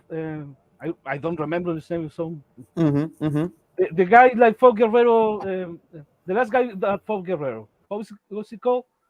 Omar Figueroa. No, the other guy. No, Ortiz? Ortiz. Okay, like guys like that had a better resume than all the untold opposition. That's the truth. So I cannot praise Jordanis Ugas for having that hypothetical career. I cannot praise the untold weather as a champion for having that fucking career that he had. And this is, I'm gonna say this. I know that Alexis is very angry at me for saying this, and I understand that, but I don't give a fuck about what Americans want. I care about boxing. Say what? Saying what? Because you're praising. I know that you hold Fury in high esteem over the Wilder fight. Am I wrong to assume that? I hold Tyson Fury in high esteem because he got up from some fucking shots, bro. Like he got wow. Congrats. Yes. Alexis, do you hold? Wait a minute. Alexis, you gotta let him talk. I gotta let him talk. You gotta let him talk. Go ahead. I'm not the one. Trust me. So what I'm saying is very simple, right? So no matter how much Deontay Wilder sucked, which I wholeheartedly agree with you on, and everybody here, I've been saying that for years and got beat up all over it, the whole nine. But too many people that got up from that shot. Bro, and this is where we disagree, Alexis. This is where we defer. Who else got For up? me, No. This is where we disagree. When you fight the kind of guys that Wilder fought, like Washington, you know what I mean? Like guys like Washington, guys like fucking Harold Sconiers, right? Yeah, it looks amazing. It looks sensational. But I know that he fought Stavern when he was a champion. Stavern had been TKO'd by Demetrius King years before. The first time, survived the first fight. Yeah. Right. And he survived the first fight. And I've always maintained Wilder is not the puncher that he's made out to be. Just like I never thought Danny Garcia isn't what they say he is. Put him in there with Mean Machine. Do it. Right? Put him in there with Virgil Ortiz. Do it. And you'll see what I'm talking. No, let me finish. Don't talk over. Let me finish. I feel that way about Wilder, bro. I've always felt that way about Wilder. This power that it looks so sensational that he knocked down Fury. What if Fury isn't as good as people say he is? Because the crowning achievement to me of his that showed me, no, this guy can box. This guy's good. Is the Klitschko fight, not Wilder. Wilder? Bro, get the fuck out of here, bro. The fact that Fury was coming off of fighting two nobodies, and before that, he was coming off a 2.5-year hiatus, and he was still able to make you look like that. You know when I saw that? Spilka had you tripping over your own Philly. Spilka had you tripping over. Spilka. Let me finish. He was housing. You remember that fight? And that's how I know Gerald Washington was out jabbing you. I look at all of it as a cumulative. Like, no, wait a minute. Is this the first time that Wilder looked bad? No, he was wobbled by Eric Molina coming forward with his chin out, hands down. He caught a left hook to the cheek, and he was wobbled. So I'm like, Luis Ortiz too. But the long count. But I'm gonna say this with Luis Ortiz, I gave him a little bit more because you know what? He was unbeaten at the time. He did beat Brian Jennings, Stavieng. He beat Tony Thompson, Tabieng. He looked like doodle with Dave Allen, and that stuck with me. Like, yo, why do you look like this against Dave Allen? Didn't you just beat the fuck out of these guys? Why do you look like that with him? Dave Allen. Dave Allen, bro. Dave Allen. All right. Now, my point is simple. There are divisions where Top Rank has the run of the place, right? Where Top Rank and Golden Boy do business, and you can see who the good fighters are because they're fighting. The lightweight division was one of those divisions. How do I know? Linares fought Lomachenko, who also rocked Devin Haney, who also beat Luke Campbell. Luke Campbell knocked down Ryan Garcia. You see what I'm getting at? That you can see the structure when the fights are actually happening because the fighters are fighting. Wilder was always kept away from that scene. He was always kept away from, and he didn't fight a good Derek Chisora. Like Derek Chisora to me is the litmus test, or has been at least. Now he's older, so he could probably get taken up by a couple of guys. But in the past, you didn't fight like a Derek Chisora to show me, like, okay, where are you, bro? Because these people you're fighting, they haven't even fought the fucking guys. They haven't. Can I add to your point? Can I add to your point? I mean, real quick. Go ahead, Sawab. Basically, I think I just want to add to your point. These, I think, Wilder fans and Tyson Fury fans have made these two out to be someone so great without fighting anyone in the top 10, the way Wilder has. The way Joshua has, the way Dillian Whyte has, the way I think Povetkin has, the way Klitschko did. These lot, neither Tyson Fury, neither Wilder. They did not fight anyone good or anyone in the domestic scene to make us, to prove to us. They didn't fight, like you said, the Povetkins, the Klitschkos. They didn't fight anyone good. They didn't fight the Parkers. They didn't fight, the Helleniuses of the world. Now let me because me and Alexis go way back. Me and Alexis go way back. Do you remember when you said years ago? This was years ago in Ring IQ. Do you remember when you said that I know what Danny Garcia is? Me, I said that I know what he was. Yeah. Did you remember when you said I know what Miguel Cotto is? Do you remember that? Yeah. That's how I feel about Wilder, bro. I know what you are, bro. I know what you are. No. But I'm not arguing about Wilder. No, but this is the thing. Now let me close the circuit, and I'm gonna pass it back to you so you can speak. All right. Let me close the circuit. In a nutshell, I'm gonna ask you a question.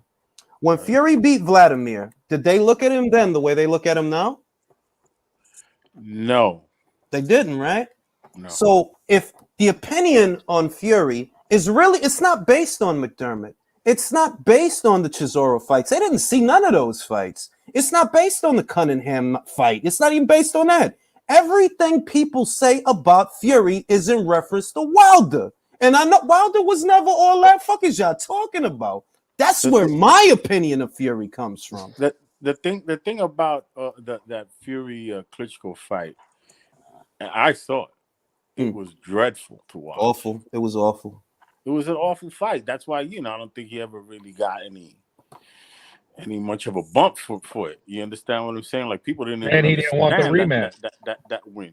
And then he didn't give him the rematch and things like that. And then he went on that, 3 years long coke binge. So that's how he didn't get anything. Which is why Wilder picked him, right? Because what he saw, there was a cherry pick, right? I agree. So it is what it is. What I'm saying, I'm keeping it real simple.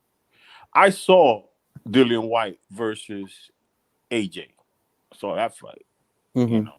I saw a couple other fights with Dillian Whyte. I see what he like. I don't really see that he has the skill set to at this point of his career, maybe a younger version of Dillian Whyte would fare a lot better against Fury, but not this one. Not this one.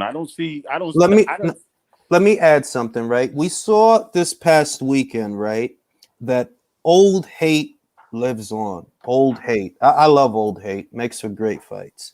Kell Brook looked doodle with Terrence Crawford. He looked like, oh man, this guy needs to retire.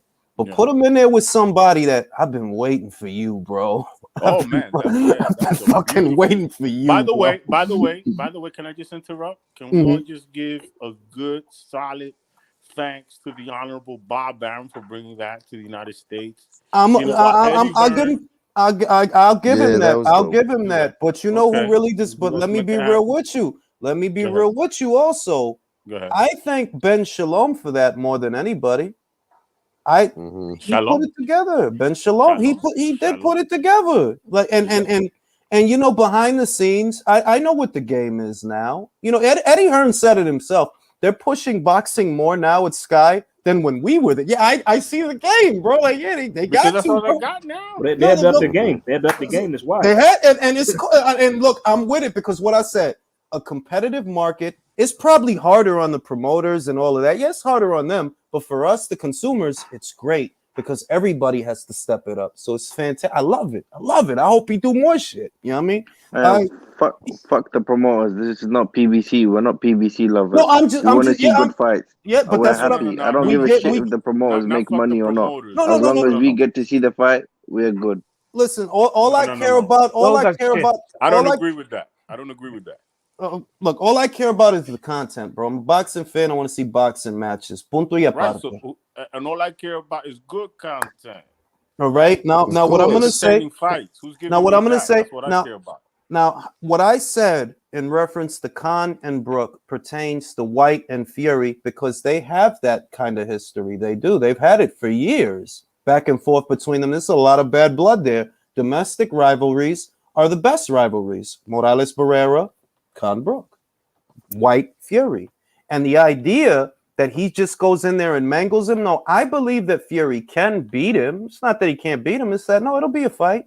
I can't see you languishing with Otto Valine so that you could trample Dillian Whyte. No way. Every realm I see this fight, and I can, you're gonna have to move, bro. You're gonna have to move. To that point of thanking Bob Arum, I can't thank Bob Arum because he's done a shit job promoting Josh Taylor, who's a fucking star in his fucking right there. He's done a shit job of promoting Inoue. He's trying to charge me $80 for a fuck. He's trying to charge me $80 for a daytime pay-per-view when they're paying for it less in the UK. I forgot Josh Taylor was fighting. Bob is acting crazy. Look. You know, because I think you're all wrong. Jules, you tweeted it out. Jules, you tweeted it out. Josh Taylor's a fucking star if he had fucking got promoted right. I'm gonna be honest with you. Wait. Let me say this. Let me say this. Get Josh Taylor. Let me say this. When did Bob Arum get Bob Josh Arum's. Taylor? Wait a minute. Didn't he get Josh Taylor after? Wait a minute, Alexis. Let me do this. Let me do this. No, he didn't get him. He didn't get him in the middle of a pandemic. He got him immediately after the World Boxing Super Series. He's had him for about 2 years. But this is what I'm gonna say. Right? I really don't think that Bob and Top Rank have done everything they could, and you know why, Alexis, with Inoue and with Josh, and it's simple. Pandemic. Bro, let me talk. All right, when you got Inoue, you're effectively in the bantamweight business. That's where you are. Donaire versus Ubali went to purse bid, and this is the part that I found alarming all this time. That when it went to purse bid, the only one who bid on the fight was Tom Brown.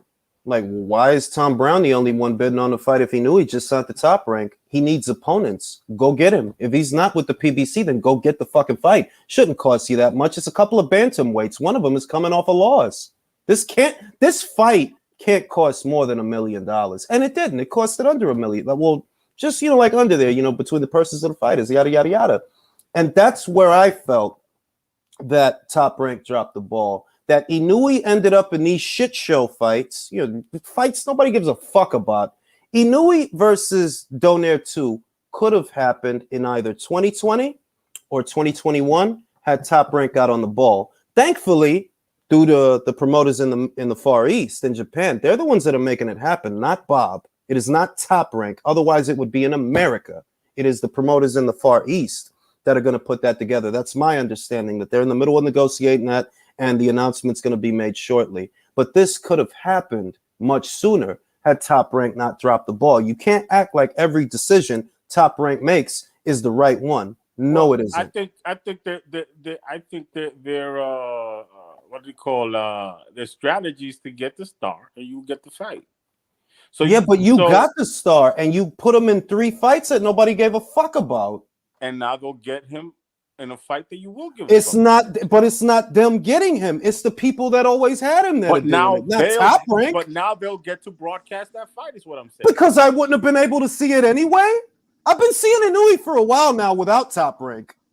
Yeah, we got to thank the honorable Mr. Honda for getting him. I got to thank Akihiko Honda. And I'd like to thank Bob Barron's Rolodex for having Honda. Look, all I'm saying is you cannot overstate. Hold on. All I'm saying is you cannot overstate the role of Top Rank in that situation, for example, because you're not even the ones that are putting it together. Like, you're literally not. It's not your show. It's not your promotion. Not if it's in Japan, obviously, right? His star is biggest in Japan. But this is the other thing. But this is the other thing. It's not his star. He's going back. Basically, Inui's going back to Japan because you didn't do nothing for him in America. That's why he's going back to Japan. Because he could get the most money in Japan. Yeah, but I mean, still, he came to America with an American-based promoter for 3 fights, and what did they do for him? Was he here for 3 fights? Nothing. No, 2 fights, and the third one was back in Japan. That was the last one. He was here for 2 fights. What did they do for him? Nothing. So we can't say, oh yeah, Bob, he really did his thing. Casimiro was supposed. That's who they had. They had Casimiro for Inoue. Casimiro then reneged on his. They didn't have one. They didn't have no. They had Casimiro. Yes. No. They had Casimiro. Bro, I know the whole situation. And no, Casimiro was not under. Casimiro was not under contract with Top Rank. That's why he was able to. Can I finish? What did Bob? No. I'm quoting Bob Arum. I'm quoting Bob Arum. Whose investors were they relying on to foot the bill? Whose? I could tell you. The Casimiro fight? Yes, whose? Where the fight was going to be in the United States? No, it wasn't. It was going to be all right. Let me put it. All right, let me just let the cat out the bag. They were relying on the Japanese investors to finance the fight. So, Bob, you're not even coming out of pocket for this, right? But I'm supposed to act like this is all you. This is just you. Inui is not the star that he is, the star that Drew knows, the star that I know, the star that Jay knows, because of fucking Bob Arum. You're kidding me, right? You're kidding me, right?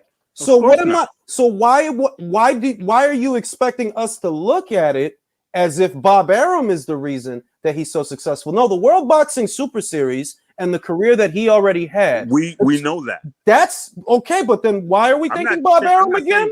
Give Bob Arum the credit for the fighter and that Inoue is. He had nothing to do with his creation. Now, what I do give Bob Arum credit for a little is Josh Taylor. Undisputed title fight, no fuss, no muss, no pay-per-view. And nobody talked about that fight. But because it was a shit promotion. Wait, let me just say that. Wait. Because nobody was talking about what's the unification between what's the PPC unification, the Charlo and Castagna. Nobody talked about that either. Hold on, wait. Let me just say this. The boxing fan is full of shit. I agree. Okay. They don't want it. Okay, I agree. Espera, es un momento, coño. Esos son los americanos. No, eso nada más son los americanos. Punto y aparte. Only the Americans are like this. Where we are. Okay, right. Pero lo que yo voy a decir es esto. Why do I give Bob Arum a little bit of credit? Or no, I give him credit. Fuck a little, fuck a lot. I give him credit. Why? Yes. As a consumer, he delivered me an undisputed title fight. That was a great fight, by the way. The aesthetic of the match, I was entertained from start to finish. It didn't come at an additional cost, which I appreciated, right?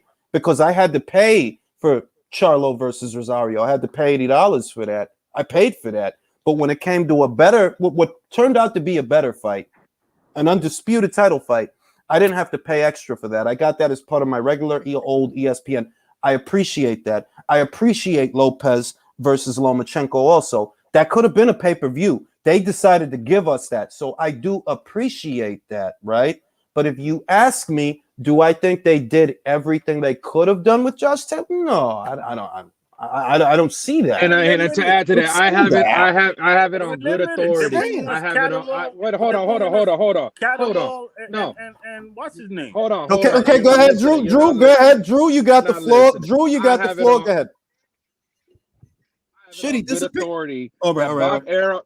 Bob Arum and Top Rank didn't want to put in the work to promote Taylor versus Ramirez. That would have sold out in Staples Center in LA. All the fans from Fresno would have came, and they wanted the fucking Vegas money and to do the least amount of work. I was the first one on Twitter calling them out months ago. They didn't have a venue until 3 to 4 weeks announced before the fucking fight. They dropped the ball on that promotion, and that was supposed to launch Josh Taylor to the American fan. That's a fact. I do agree with that because I agree with the part that they went for the money because the money was bigger right where they fought. The money was bigger right where they fought. The short-term money. The money was bigger right where they fought because they were trying to get a business back in Vegas, and these people are hooked up with these fucking Democrats. That's what happened there. Oh, these fucking... Keep the politics. Come on. That's what happened. That's what happened. Jose Ramirez sells 10 to 14,000 tickets in Fresno. That's what happened. Jose Ramirez is a big star in California. He is a big star in Fresno. He is. And that's what happened. Mira, you don't believe me? Ask that guy, el judío at the Glazer. That's how they got that deal with that hotel. Okay, this is all I'm gonna say. Like, this is all I mean, right? There's a reason. See, now I'm confident, right? Now I'm confident that Josh, so long as he has a good showing this upcoming Saturday, I'm now confident that he can hit that stratosphere where he belongs because my man with the voice that don't match his body, Adam Smith, is on the scene.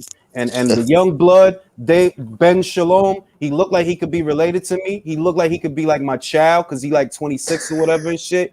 Because he looked like me, right? Boy, real shit. Now I'm confident that with the Sky promotional engine, he can be catapulted to where he hasn't been catapulted by Top Rank. If you wait. If you come to America, right? And you do a couple of fights in America, you know, you do like a fight or whatever, right? And then you end up going back to the UK. Well, that means that they didn't make you a star in America, did they? No, because you're going back to the UK. Julius, I have a question for you. That was the plan. Excuse me. Go ahead, Leo. That fight, that title defense from Josh Taylor against Catterall. Yeah. Why it take so long? Because the Ramirez fight was like 4 months ago? No, eso cogió tiempo because he got injured. Josh Taylor got injured. It was supposed to go down last year, really, but he got injured and they had to push it back. But that is why it took long, though. That is why it took long. That's because the Ramirez fight was in May and they were supposed to have it originally in December. Yeah. Catterall. Yeah. It was supposed to be done by now, but he got injured. And they pushed it back. Look, for what it's worth, it didn't take a whole lot of time. He's gonna get it out the way. I'm sure they'll get him out there quick, depending on how the fight goes. But all I'm saying is Josh Taylor, as a result of being promoted by Top Rank in America, is he a star here? No. Nope. No. He's not. And this fight is early enough this fight's early enough for Top Rank should get his ass out there 3 times this year. But this is the thing. Look. And Alexis isn't gonna like this, but I have to say it. All right. Sky, Adam Smith, and Ben Shalom can promote him way better than Bob Arum. I agree. Bob Arum. That's why they make the deal. Yeah, how did Bob Arum That's why do they with make Terrence the deal. Crawford? How did Bob They Arum do with want Terrence content. Crawford? They don't need. Well, look. Terrence, look, and y'all know I love Terrence, and Terrence is my guy. He's gonna be my guy. But I can't sit here with a straight face and say that Bob failed Terrence. That's not true. He put a lot of money in his pocket. He put a lot of money in his pocket while he was being frozen out. He did, but hang on.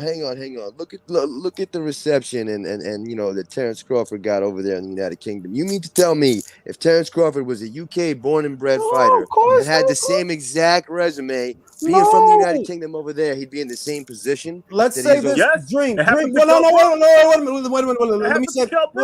minute. Let me say this. Dream. No, Dream. Kell Brook was frozen out. Listen, he was. That's true. This is what I'm gonna say.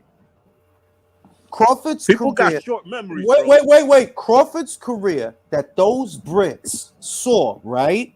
Who promoted that career? Top Rank. They're fans of him as a result of Top Rank because of the fights that they got him. So this is why I always say. You can't say they failed him. Why? He got fans over there. Is it because Al Heyman? No, it was that. That's all I'm saying. That was the key. Al Heyman froze him out. That was the key. What's he supposed to do next now? Don't give what's Terrence Crawford supposed to do next now? No, I give Top Rank credit for knowing how to build fighters into champions. I don't give him credit. I don't give him credit for growing the sport or putting on spectacles because they don't. Listen, what Terrence Crawford does now, he becomes a hired gun for Daniel Killingham. Ow! I retired from boxing. I flip a couple bricks in Dubai. Whose man is that? Wait, you see, you gotta stop that. Daniel was with the shits before the Bob Arum stuff. Like, come on, B. Right. How did that happen? How did that happen? Because somebody had the wherewithal to sign MTK and give him dates on their platform. And that's why they got their mixed into Fury, into Josh Taylor, and all that. It's all connected dots. It doesn't matter where you get the guys. No, it's not all. It's about Daniel. It's Daniel Kinahan saying if you want to do business with guys over here, you got to go through me. That's why Eddie did business with Billy Joe Saunders. That's true. Daniel Kinahan saying, fighter. Daniel, you got to pay the vig. You got to kiss the ring to Daniel. Wait a minute. No, this is what I'm gonna say, Alexis. It don't matter. No, wait. Drew's right. You can't act like it's Kinahan and Arum like Woolworth. No. Kinahan goes where his fighters get the most money. Kinahan está con todo el mundo, manín. What do you think Probellum is? What do you think Probellum is, bro? And look at how many they got. Ivan Ditch. They got fucking everybody who Bob, Eddie, and Frank ain't got. They got everybody. And y'all better be careful. Because Probellum, they coming, bro. I'm with it. I'm with that shit. Like, man. I'm with that shit. I know you got a soft spot for Dick Schaefer, Jules. I know you do. Bro, not even him. Be real. Do you think that Dick Schaefer, Richard Schaefer, and his wispy mustache, he's the masterminded Probellum? He's the front man. Jay on the ball. Jay on the ball. He's a shyster Swiss. He's a shyster Swiss banker. But I fucking love it. No, but the thing is, look, a rose by a rose. By any other name, it's still a rose. Right? I said it wrong, but you know what the fuck I mean. MTK is MTK. Whether it's Probellum, or prophylactic, it's still MTK. It's like this. It's like Top Rank's a great company, but it's like if you want to do business in Japan, you got to go through Mr. Honda. Yeah. And if you want to do business over there, across the pond, you got to go through Daniel Kinahan. That's just what it is. Up in Canada, you got to go through Michelle. Yeah. They did that too. In Mexico, you got to go through Zanfer. No. See, now this is what y'all like. Let me just say this, Alexis. I get it. You're right. You are right. Because who's in bed with Yvonne Michelle? Top Rank. Who's in bed with Akihiko Honda? Top Rank. who's in bed with Daniel Kinahan, Top Rank. So then what are these people talking about? But it's just that you're crediting Top Rank, right? As if I'm crediting Top Rank for bringing me good content that I pay for. But you don't like Matchroom, bro, and you telling me that Matchroom don't give good content. Sucks. See, that's where we disagree. You wildin'. They're good with women. No. I'm not talking. No. Let me tell you something. Let me tell you something. Who did Canelo Alvarez say he liked this promotion for his because fight? He likes the pyrotechnics. No. Pero sin embargo, ¿quién me dio a mí 3 peleas de Canelo Álvarez y no me costó 160? Canelo Álvarez, no importa.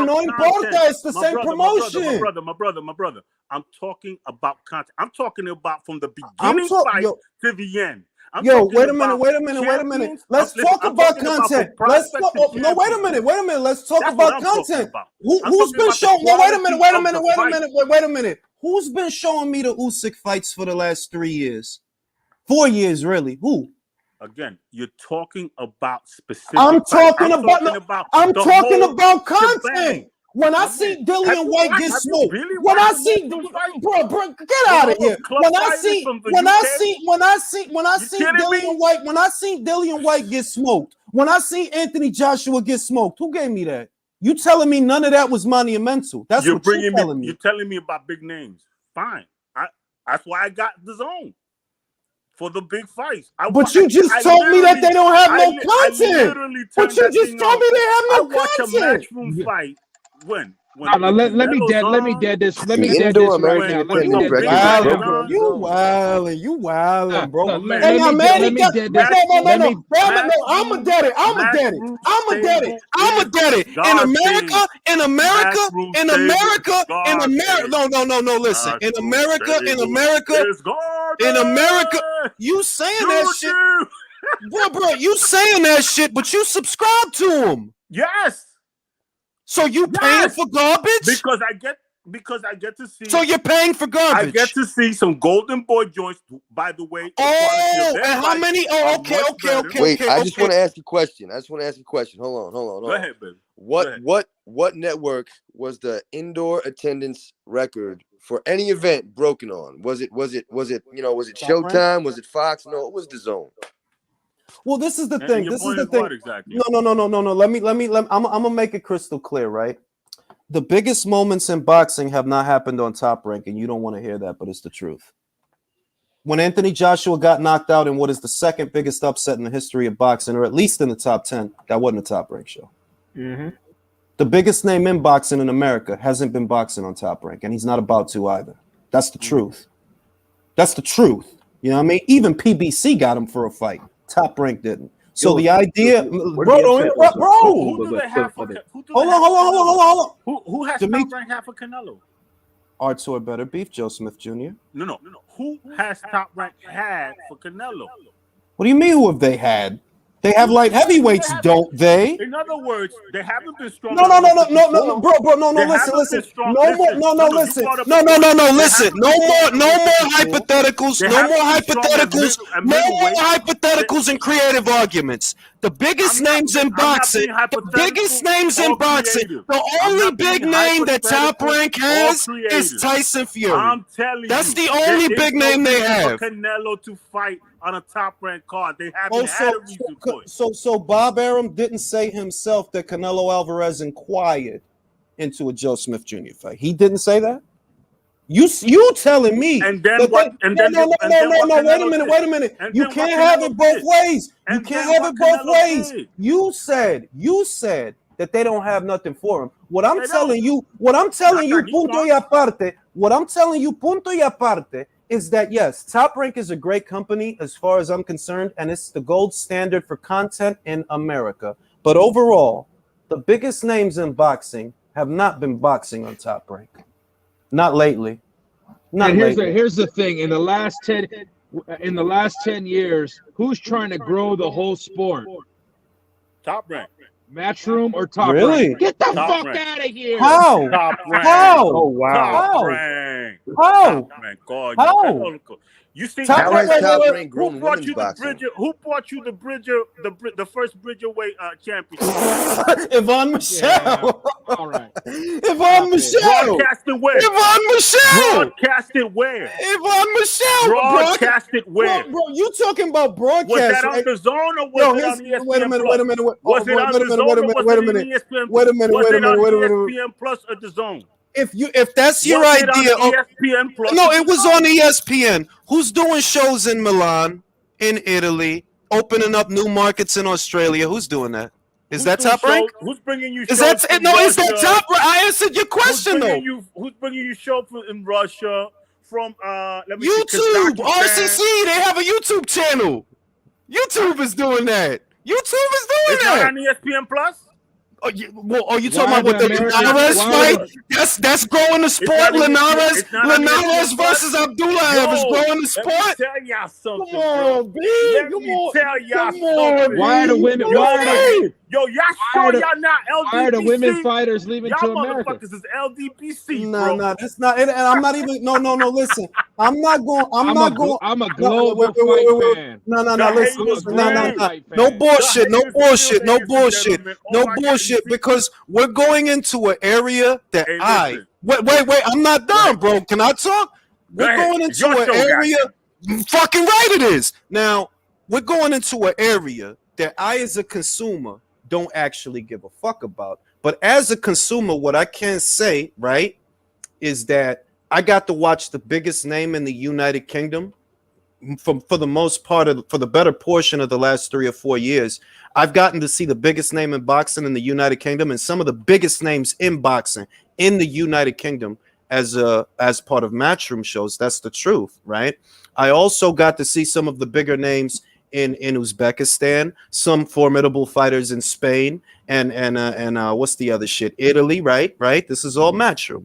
But as far as big name fighters, big name fights, big name international cards, right? That's all been Matchroom. Even here in America, I've been watching Canelo Alvarez's fights without the hefty pay-per-view price tag as a result of Matchroom. While I appreciate Top Rank and I'm nostalgic, I have my nostalgia because they've been around for a very long time and they still put on the best cards in the USA, bar none, in the USA, right?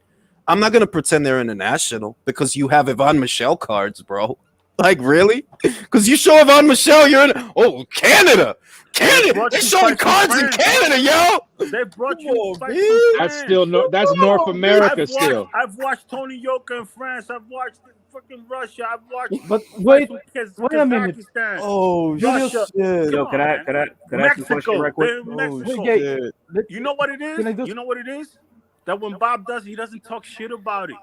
He's not like, I'm not bringing you fights from all over the world. He doesn't talk like that. He just- Bro, it ain't even that. You can't act like they're operating on the same scale because they're not. Top Rank does not cater to 200 plus territories around the world. I know you don't want to hear that, but it's the truth. I'm saying my point is this, very simple. If I'm going by stables, this guy Eddie Hearn owns the women's boxing scene. That's what he owns. He owns the UK boxing scene too. The quality of his stable. He owns the UK boxing Taka. scene too, bro. The No, it's not. quality- I'm gonna give you what? an example. I'm gonna give you an example, right? You just saying that based on one fighter and one fight. That's literally what you're talking about. Because if you look at the strength of the stable, right? If Go we ahead. just look at the UK, right? Frank Go ahead. Warren's stable is shit, bro. Outside of Tyson Fury, what the fuck do you have, bro? Absolutely nada. Dubois. And Joe Joyce. and Who else? those none of, Some young- wait a minute. You think that those guys are better?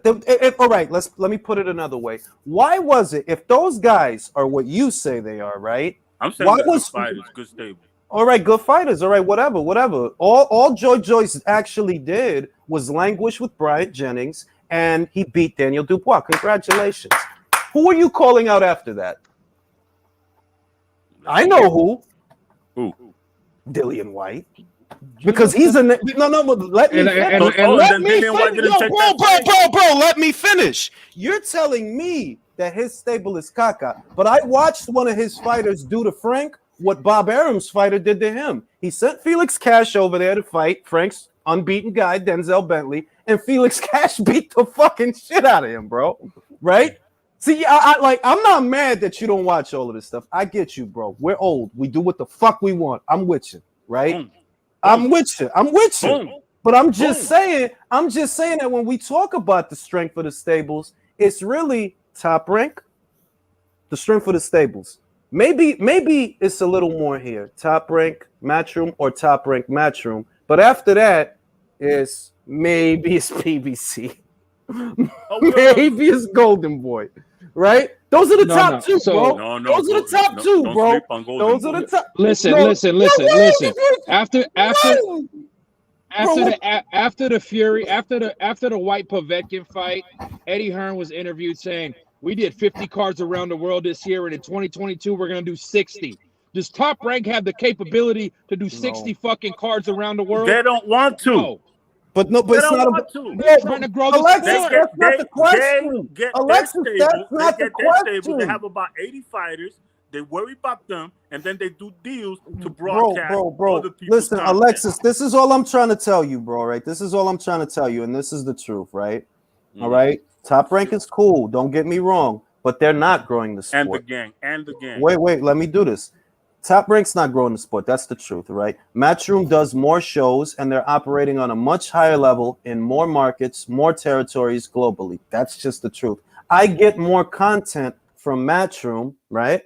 That keeps me entertained, that gives me something to watch in the afternoon, talk about here on the channel. I get that more often than not from Matchroom. It's not that Top Rank's cards aren't great. I say the average Top Rank card blows the average PBC card out of the water. Pardon none. It's not even close. Like the aesthetic of the Matchroom card out of the water. But that's where we disagree. No, it doesn't, because whether you like Dillian Whyte or not, watching him get knocked out was entertaining. It was a very important moment in the heavyweight division. An even more important moment is when Andy Ruiz pulled off one of the biggest upsets in postmodern boxing. That was a Matchroom show. Win or lose, that was a Matchroom show. If we get into the business of it, whoever wants to relive that moment, that residual revenue goes to Matchroom, bro. It's not complicated. It's not. I am going to. I went to four Top Rank cards last year against Fury.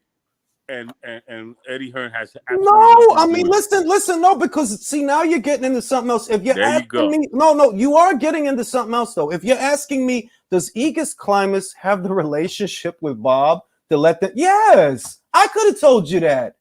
Of course. If Usyk beats AJ, that's a Top Rank show. Obviously, no one here is denying that.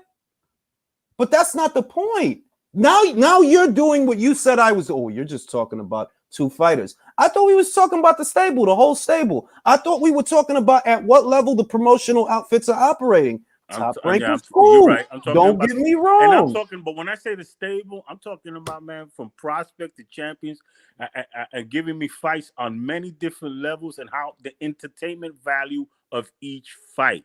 You're gonna get entertained. Fight after fight, and you're gonna see. Wait a minute, and you're gonna see the quality of the fighter. You're gonna see. Hold on. Different when you see. This is something. You know what is happening right now, and you don't see it porque los dos somos viejos. You know what this is. Espera, déjame citar esto. Por ejemplo, tú sabes que en los tiempos antiguos, ¿verdad? Dime. We didn't talk about peleas que están pasando allá. We didn't. We didn't care, bro. Ante. Pero por Matchroom, we didn't have access. No, but sin embargo, the sport has grown as a result of Matchroom's footprint in the sport that I literally enjoy watching domestic level UK fights that are going on in Liverpool or I enjoy it, bro. It's a fun afternoon. No. But see, this is the thing. You act like I'm saying that, oh, these domestic level fights is this, that, and the other. All I'm saying is they've grown their brand and their stable is big enough that now you have Americans, and it's gonna grow. Watch. Don't believe me, just watch. It's gonna grow. Now you have Americans in America that did not watch domestic level UK shows involving domestic level fighters, you now have Americans regularly. Just check the metrics on Twitter. Check the metrics in the Facebook boxing groups.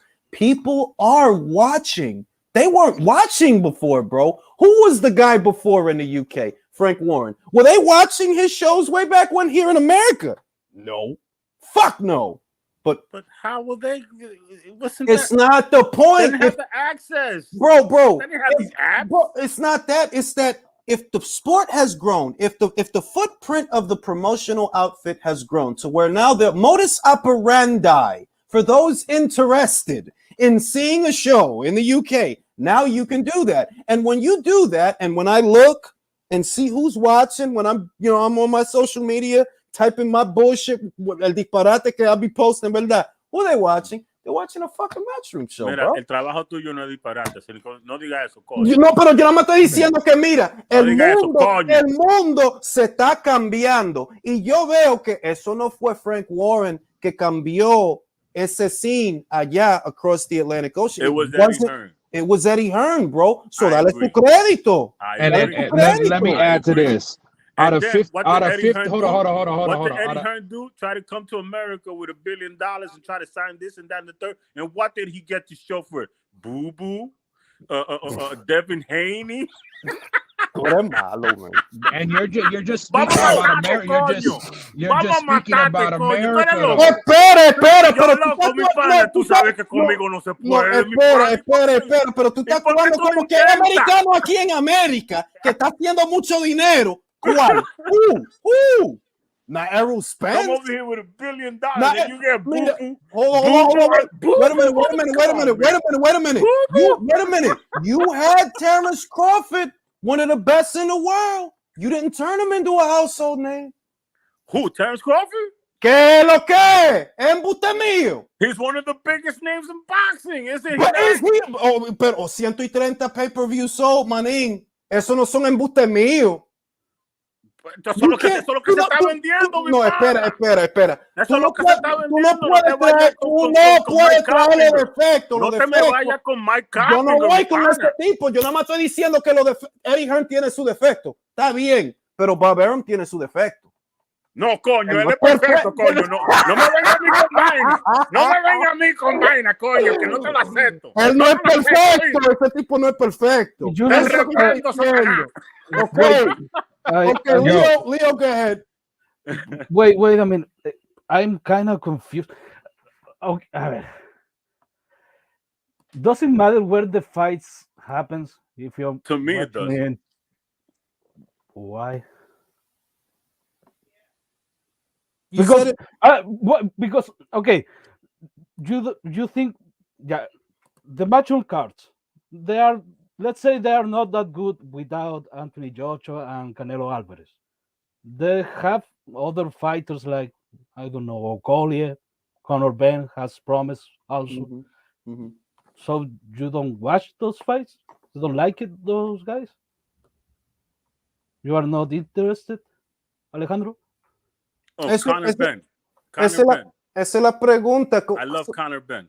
Te lo voy a ponértelo así, ¿verdad? Había una carta a Liam Smith, Anthony Fowler, ¿verdad? Me encantó esa carta. Good fight, good card. It wasn't a big budget fight. It wasn't, even though they promoted it well because it sold out. You know what I mean? So I know that the promotion did good because it sold out. It doesn't matter how I feel in America. As far as a promotion, it was actually a good promotion. But entertainment value, did I enjoy the fight? Yes, it was a very enjoyable fight. It had ebbs and flows. It had ups and downs. There was moments where Liam looked like early, like, oh, shit, you in trouble. And then he turned it around. Was there drama? Yeah, it had all of that. You know what I mean? And this is a UK card, right? It was not this way before. It was not this way when I was a young guy and you know, we were watching boxing. We only stuck to certain shit. So if the sport has grown to a point to where an American boxing fan, right, hardcore or otherwise, an American boxing fan could take in a UK show and it's actually entertaining, yeah, you've grown the sport. You've grown the sport. Now go ahead.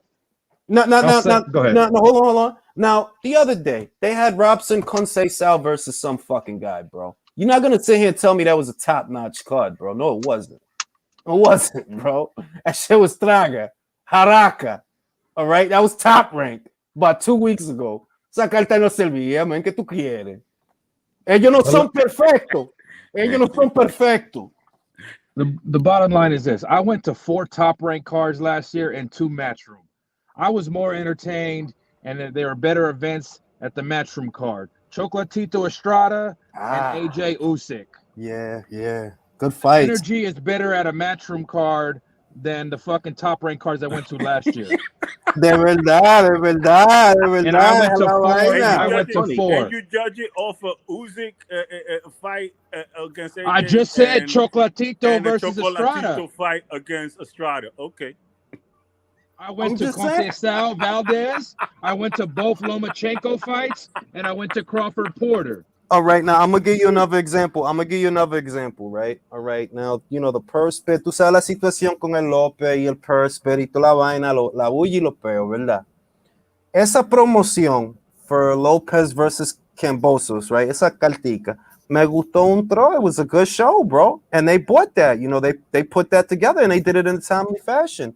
They put up the kind of money that Top Rank didn't want to put up. And you know that I sympathized. You know that I understood what Bob was saying. Like, I get you, bro. This kid is wilding. But nevertheless, Matchroom stepped in. They did do the show, and they did it in a timely fashion. I got to see the fight. Once again, I'm going to say it again. One of the biggest upsets in postmodern boxing. That was another one, bro. That was another one that was part of a Matchroom show. These are moments that boxing fans remember. When Lopez got dropped by Cambosos, bro, that was some dope shit. That's what I'm saying. We just saw one of the great knockouts of Alicia knocking out what's her name on a Matchroom card, Natasha Jonas. Boom. Like, come on, bro. Stop it. No, go ahead, Alexis. Go ahead. Yo, bro, I'm so incredibly grateful for you to bring up that point. Mm-hmm. Yes, you're right. Matchroom bid on a fight that they had nothing to do with. Mm-hmm. That's moving forward. They had no guarantees of it. Neither fighter belonged to them. Mm-hmm. Exactly. That illustrates my point. What other promotional company have you seen that bids on fights? The only guy that I've seen lately that's done that actually was Samson Lukovic bidding on the Josh Taylor fight. I believe it was either the Josh Taylor. Yeah, it was the Josh Taylor fight. Okay, it was either him or the better. The Josh Alexis, Taylor fight. I see where you're going. No. Please let me flesh this out. Okay. The Josh Taylor fight some guy from China or like some Asian guy before fighting Rodriguez? Apinun Consong, yes, he did. Yes, mandatory. Good. So Lukovic bid on that fight for maliciousness.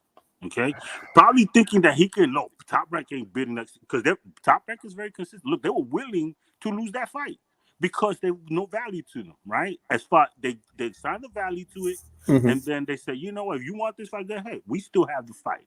So very consistent, right? So then Lukovic bids on that fight. I guess he took it to PBC thinking like, yo, look what I got for you. I'm fucking Top Rank. Look what I got. I got away with them. Now you can have, you know what I'm saying? And I came and looked at him like, motherfucker, what you doing? What? And slapped his ass. I said, nigga, what was supposed to do with that? Are you stupid or what? Right? And they said, oh, I'm sorry, Dr. Heyman. I'm sorry. And he let the fight go and had to pay the damages, the 10% or whatever it is that he lost that fight. So it was brilliant. The point that nobody does that and why they didn't accept it is because you don't do that if you have a fucking stable. Okay. You have a stable. No. You're going to let me flesh this out. All right. Stable, you have fights to make. You don't need to be doing that dumb shit. Y por Hearn does not have that. No. Tú sabes lo que no. Teofimo Lopez because he has no stable. You prove my point to me. Thank you, my brother. I love you for that. I send you a spiritual hug. Okay, to you, your family, and your brother, and everybody around you. And this is where you fucking up at. This is where you fucking at. This is where you fucking up at. Now, this is what I'm gonna knock you out right. I'm gonna knock you out right now. Do you think I give a fuck what's in the best interest of Top Rank? My brother. I'm asking yes. No, wait a minute, bro. Wait. It is about you. No, bro. Just answer the question. Answer the question, bro. I heard you out. You fleshed it out. Congratulations. Go ahead. Do you think I give a fuck? Do I get paid extra money based on what? I don't, you right? Don't give a fuck. I'm the consumer. All that shit you talking about don't mean shit to me, bro. I like that. No. Maybe you care. Yo, Drew, you care? Do you care about that shit, Drew? All right, Drew dropped off, I guess. Jake, I'm here. Drew, do you give a fuck about that shit? No, I give a fuck about the total sport of boxing's health. Okay, let me go to Jay. Do you give a fuck that Eddie Hearn bid on Lopez versus Kambosos? Does that mean anything to you? No. All right, Leo, do you give a fuck that Eddie Hearn bid on Lopez versus Kambosos? I was happy to see the fight. That's where I'm at. People in the chat. How many of y'all actually gave a fuck that Eddie Hearn bought Top Rank's fight? Because I don't care about that. Yeah, I didn't give a fuck. Thank you, Dream. Now this is where I'm going. Wait a minute. This is where I'm going, Alexis. Right? Para mí, todo lo que está pasando es una novela y me encanta. Que él está haciendo problema, que está haciendo ola con la vaina que. I love it, bro. Great. Do that. Create that drama. Make the market competitive. You know what I mean? I love all that shit. It makes the sport more entertaining. La novela se está poniendo buena ahora, coño. Porque él está jodiendo con la vaina de la otra gente. I love it. Porque no tiene nada. Porque si tuviera, no estuviera jodiendo con la vaina de nadie. Él tiene el dinero. Por eso es que lo hace. Él tiene el dinero. That's about it. Tú me estás diciendo que el tipo no tiene tablet. You're right. He has the money. Fine. I agree with you 10,000%, but he does not have the product. Not the American product. All I'm trying to tell you is, wait a minute. All I'm trying to tell you is, right, regardless of all this shit that they got to deal with because it's their business and it's their money, right? That's their shit. That's for them to worry about, right? Just like, look, right, like I see the situation with Sky, and I've been talking about this a lot lately, right? That Sky is an established platform in the UK. And I like what that means for that market because now we're going to get more drama. Everybody has to step it up. Like Eddie, now your buddies, you competing with them now. So that's going to make for some very fun situations that I, as a consumer, get to enjoy. I don't give a fuck about Adam Smith. And I don't care about it. I just want to see the drama play out. So for a consumer, for me, right, that he bid on that fight. And Bob don't like that. And Bob is mad that he been trying to get Lomachenko on this. I love all of that. It makes the sport more fun. I'm not Bob's fucking advisor. He don't pay me. Fuck your business, B. I want entertainment. I don't care about money. I want entertainment, period. And weren't Bob and them the one colluding to tell the promoters not to bid to fucking lowball?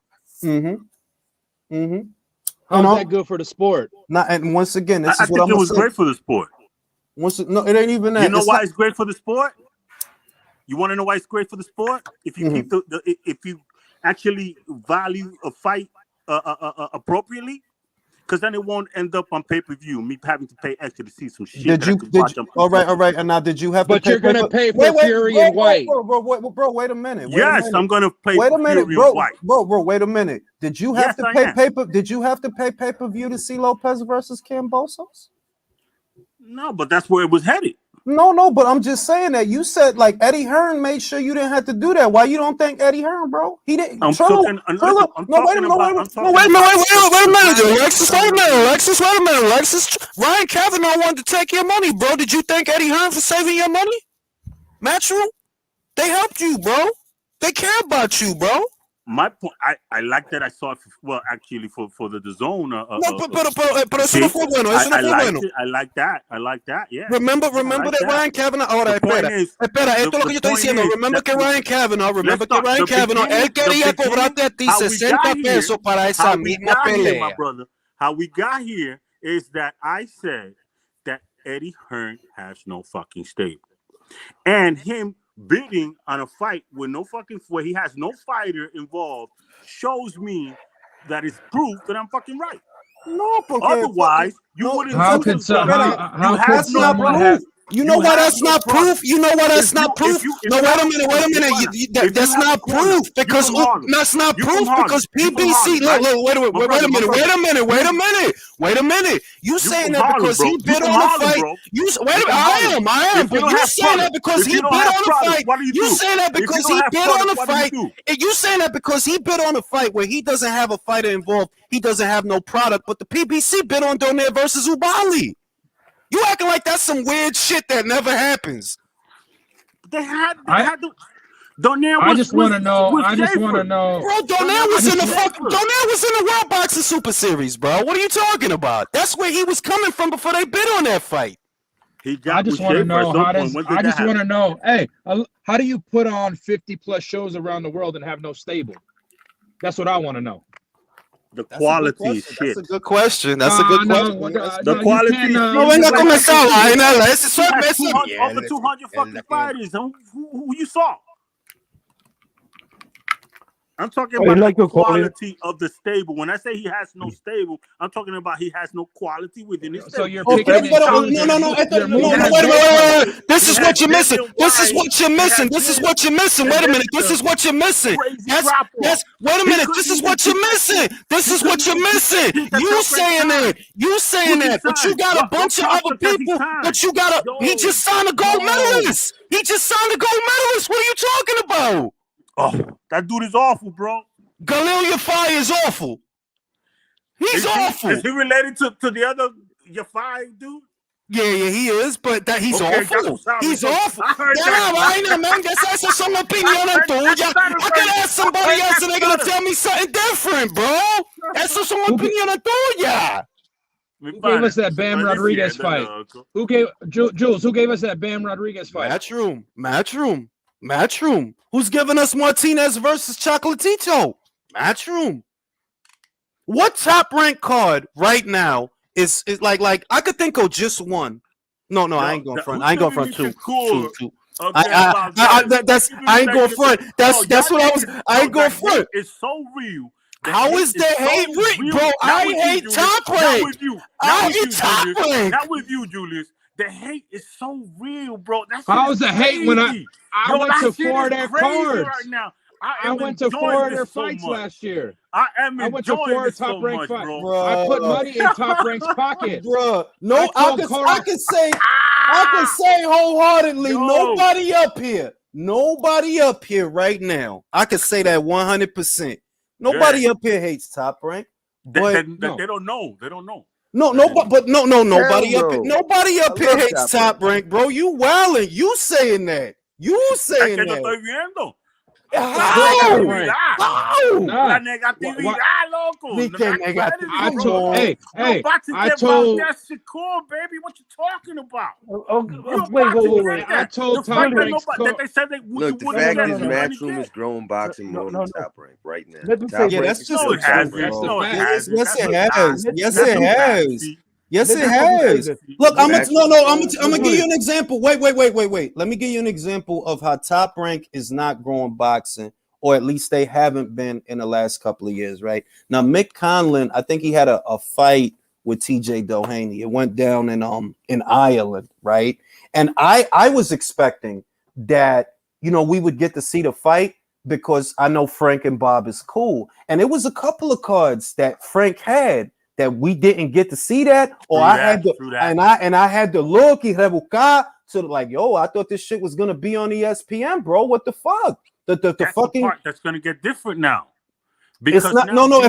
It's show by show. No, wait a minute. This is what I'm trying to tell you. It's not every show, bro. Por ejemplo, they picked up that. No, te lo estoy diciendo. Mira, they picked up Khan versus Brook porque ellos sabían que mira, these are two guys that the Americans have seen before. No, verdad. They picked up that card, ESPN. Pero la semana pasada, they didn't pick up the fucking la mierda esa con Eubank. They didn't pick that shit up. Eso no va a ser toda la carta. The way it is, Sky is going to pick up all the top rank cards, but ESPN is not going to pick up all the boxer cards. Is Eubank a Frank Warren fan?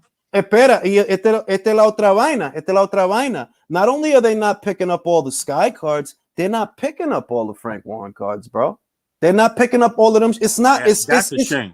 But this is what I'm trying to tell you. It's one But they way. did at one time. No, they did. This is what I'm trying to tell you. My man, they did. No, they did not. They had Queensberry. No, they had a deal. They had a deal that lasted 10 fucking seconds, bro. That lasted 10 seconds. That deal lasted all of, I think, a year. Or something like that. Julius, let me say this. That's how I know. I think it's fair to say that the quality of the Top Rank stables has no real comparison to the other stables. We are talking about PBC, Matchroom, Golden Boy. The fighters that Top Rank produce is far better overall. That's all I'm saying. But if you're gonna say Matchroom is shit, you have to say also that Golden Boy is shit. Yeah. You have to say that also the PBC is shit. Yeah. You have to say it because if you take the big names like Canelo, like Usyk, like Anthony Joshua, what else you got? Wait.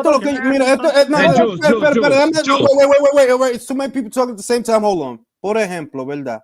Okay, Golden Boy Promotion stable, right? Most of their stable that I like son las mujeres. They got great female fighters. Male fighters, they got Virgil Ortiz. Yeah. Virgil Ortiz. That's what you got. Cepeda. He's all right. Espera, let me talk. You tell me Cepeda, ¿verdad? Right? He's all right. I'm not even saying that he's bad, but Top Rank has Chong, el otro Cepeda, ¿no es verdad? Y después en el PBC, ellos tienen su Briel Matías, ¿me entiendes? Y después en el Pro Bellum, ellos tienen, espera, they got Russell, pero a mí que me importa un carajo. He's about to fight a fucking old ass Victor Pastor. Eso me dice todo ahí. Like, bro, if you was really all that, they'd be moving you like you all that. Right now, you about to fight Terrence Crawford sloppy seconds. All right, déjame quieto. Pro Bellum, para mí, they got a better 140-pound stallion in Regis Prograis que toda esa gente. Porque Regis le da una salsa a toda esa gente. Okay. Lo que yo estoy diciendo es que, I agree with you because I say it all the time myself. Nobody grooms talent better than Top Rank. Bar none. Nobody. Nobody's got the eye for it the way they do. But it's still, to me, a totem pole. To me, it's Top Rank and or Matchroom. Here or here. But that's it. They're 1 and 2. Everybody else, you got catching up to do. PBC has nothing. Like to me, let me ask you a question. To me, PBC has nothing. To me, Golden Boy has a better eye for talent than PBC, but they don't have much. The main guy that you're trying to push is Mariah Carey. He's fucking Mariah Carey. That's the name you got, bro. Ryan Garcia. No, Jules. Wow. You said this. You said if Golden Boy had Matchroom and Top Rank's money, they'd be right there because they have that eye for talent. If my aunt had a dick, she'd be my uncle. Though we talking about what they got, not what they got. Now, having said that, Matchroom is the one putting on all these cards, and we're discovering these fighters that we wouldn't have because Top Rank's not investing in a sport. Who gave us more upsets last year? Who gave us more moments last year?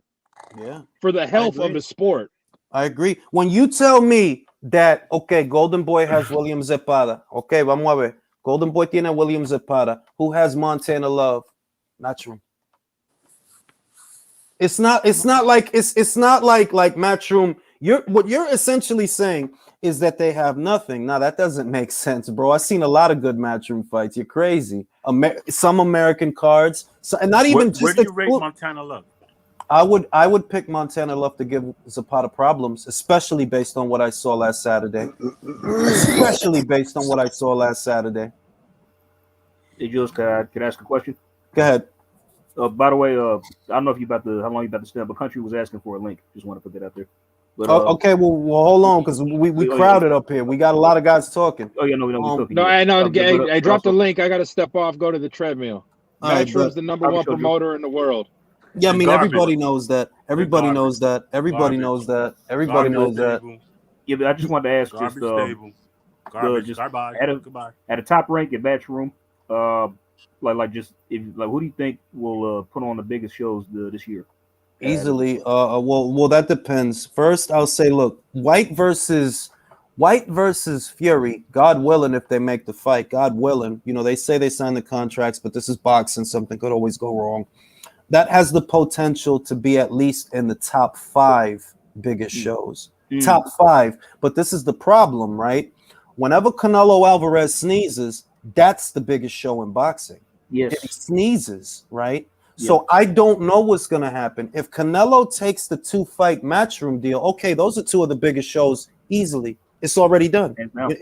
If he takes the deal. I don't know if he's going to take the deal, you know, but let's say if he does, then we can't keep saying, oh, well, matchroom doesn't have. No, dog. If they do Joshua versus Usyk, that's one gigantic show, the rematch. If they get 2 Canelo fights this year also, those are 2 very big shows, right? That's not counting all the other stuff. That's not counting the moderately sized shows. For example, if Conor Benn fights, right, in the UK, it is a bigger show than most of the shows you get in America from Top Rank. It is. People don't like to hear that, but it's the truth. That kid's a draw. For example, Shakur Stevenson might have a higher ceiling than Conor Benn, but he does not have Conor Benn's marquee value here in America. Facts. True. That's just a fact. Oh, hell no. Let me add this. Like, let's say like Conor Benn was going to fight Adrian Broner. Where's that fight bigger, the UK or the US? UK. I already know the answer. There you go. UK. This is what I mean. That where you're sitting here saying, and that's your preference you're talking about. I could ask somebody else and get a completely different answer. But what I know is the numbers don't lie. Shakur Stevenson's last fight with who was it? With Jamel Herring, right? That wasn't a bigger fight than Conor Benn's last fight. And Conor Benn's fight didn't even have a title on the line. And you're telling me that they don't have nothing. You telling me that. They don't have nothing. This kid don't need to fight for a title to have a bigger show than those guys. That speaks to our fandom. Boxing is but it's bro. If we're gonna split hairs over every little thing when Top Rank gets shown up by a guy with no belt, just the name of Conor Benn means more. But you know this though. Do that here? Is he gonna fill it up like that? Is Shakur Stevenson gonna do that over there? You know the answer. You know the answer. You know the answer. No, he's not. No, he's not.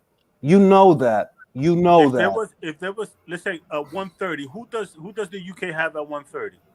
Nobody right now. Kenichi Ogawa's got the IBF. So if they would have made the fight between what's his name, Shakur against Warrington, would it gotten filled up in Leeds? Yeah, because of Warrington, he just filled up. Wait a minute. But see, this is what I'm trying to tell you. Okay, in your scenario, Warrington versus Stevenson in Leeds, they'd sell out. Yes, that's true. Didn't he just sell out without Shakur? He did. Yeah, he did, bro. Now tell me, who does Conor Benn fight here and sell out? Okay, I'm gonna put it to you another way, right? Because the truth is, on a long enough timeline, if you do a Conor Benn fight in Vegas the way that he's going, you'll get that Ricky Hatton effect. You might. But this is the point I'm making. You're saying Shakur Stevenson versus Josh Warrington in Leeds sells out. True, it does. Does Josh need Shakur to sell out? No. Does Shakur sell out in America? No. He doesn't. And these are regular matchroom guys. This is the stable you're telling me he doesn't have nothing. Bro, all I see is when he does a show, it's popping. So in the realm of promotion, yeah, he has that, bro. Those guys, they sell, bro. Say what you will, but they sell. The show with Liam Smith and Anthony Fowler in Liverpool, that shit sold, bro. That shit sold. And that was a regular old show. That's a regular old show. We don't see that here. I seen, what's that lady's name? Yo, who keep coming in and out? I seen that lady say it herself. What's her name? Raging Babe on Twitter. That you don't get it was something along the lines of the fans over there in the UK, you're just not gonna get that here. We would never, because that's where it's at. So when you tell me that a guy has no stable, but his fighters move tickets, and you're relegated to doing the fight in a particular location because of the money, right? That benefits you, but in the greater scheme of things, in the realm of promotion and creating that star, that's not happening, bro. It's not happening. Shakur Stevenson beats Oscar Valdez, right? Depending on how he beats him, he still might not be a star after that. That's the cold, hard truth. Unfortunately, yeah. It's true. It's the cold, hard truth. All right, now you take that same kind of matchup with a matchroom fighter, they're a star. Give me Conor Ben versus the Kell Brook that fought on Saturday. He is a star as a result of Matchroom's promotion. In the UK. Well, is Shakur a star in the UK? Okay, does what's his name, Conor Ben and Kell Brooks sell out in the United States? No, does Shakur sell out in the UK? No, but that's what I'm saying. You're going Boxing status in the UK is just much higher. No. See, this is what I'm trying to listen to me. This is what I'm trying to get you to understand. I don't cross-reference them to debunk. Why? I look at his value there. I look at your value here. The same thing I do for Murata. Is Murata a star somewhere on the planet? Yes, in Japan. Is Charlo a star somewhere on the planet? No, nowhere, anywhere. Period. Not even in Texas? He's not, bro. Come on, dog. Like, Jose Ramirez sold 14,000 tickets in Southern California. If you want to say that makes him a star, I guess that makes him. You know what I mean? I wasn't saying that now. Now, this is what I mean. Can I look at a guy and say, are you a star anywhere on this little blue fucking planet? Yeah, Conor Ben's a star over there, bro. He is. Now, is Shakur a star in America? No. Is Jamal? No. Is Andre? No.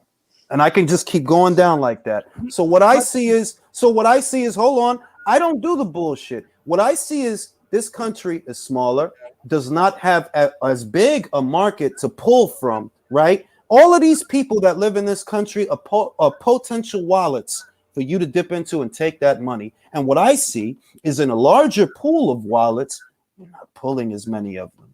Hey, Julius, I got a question for you with that, though.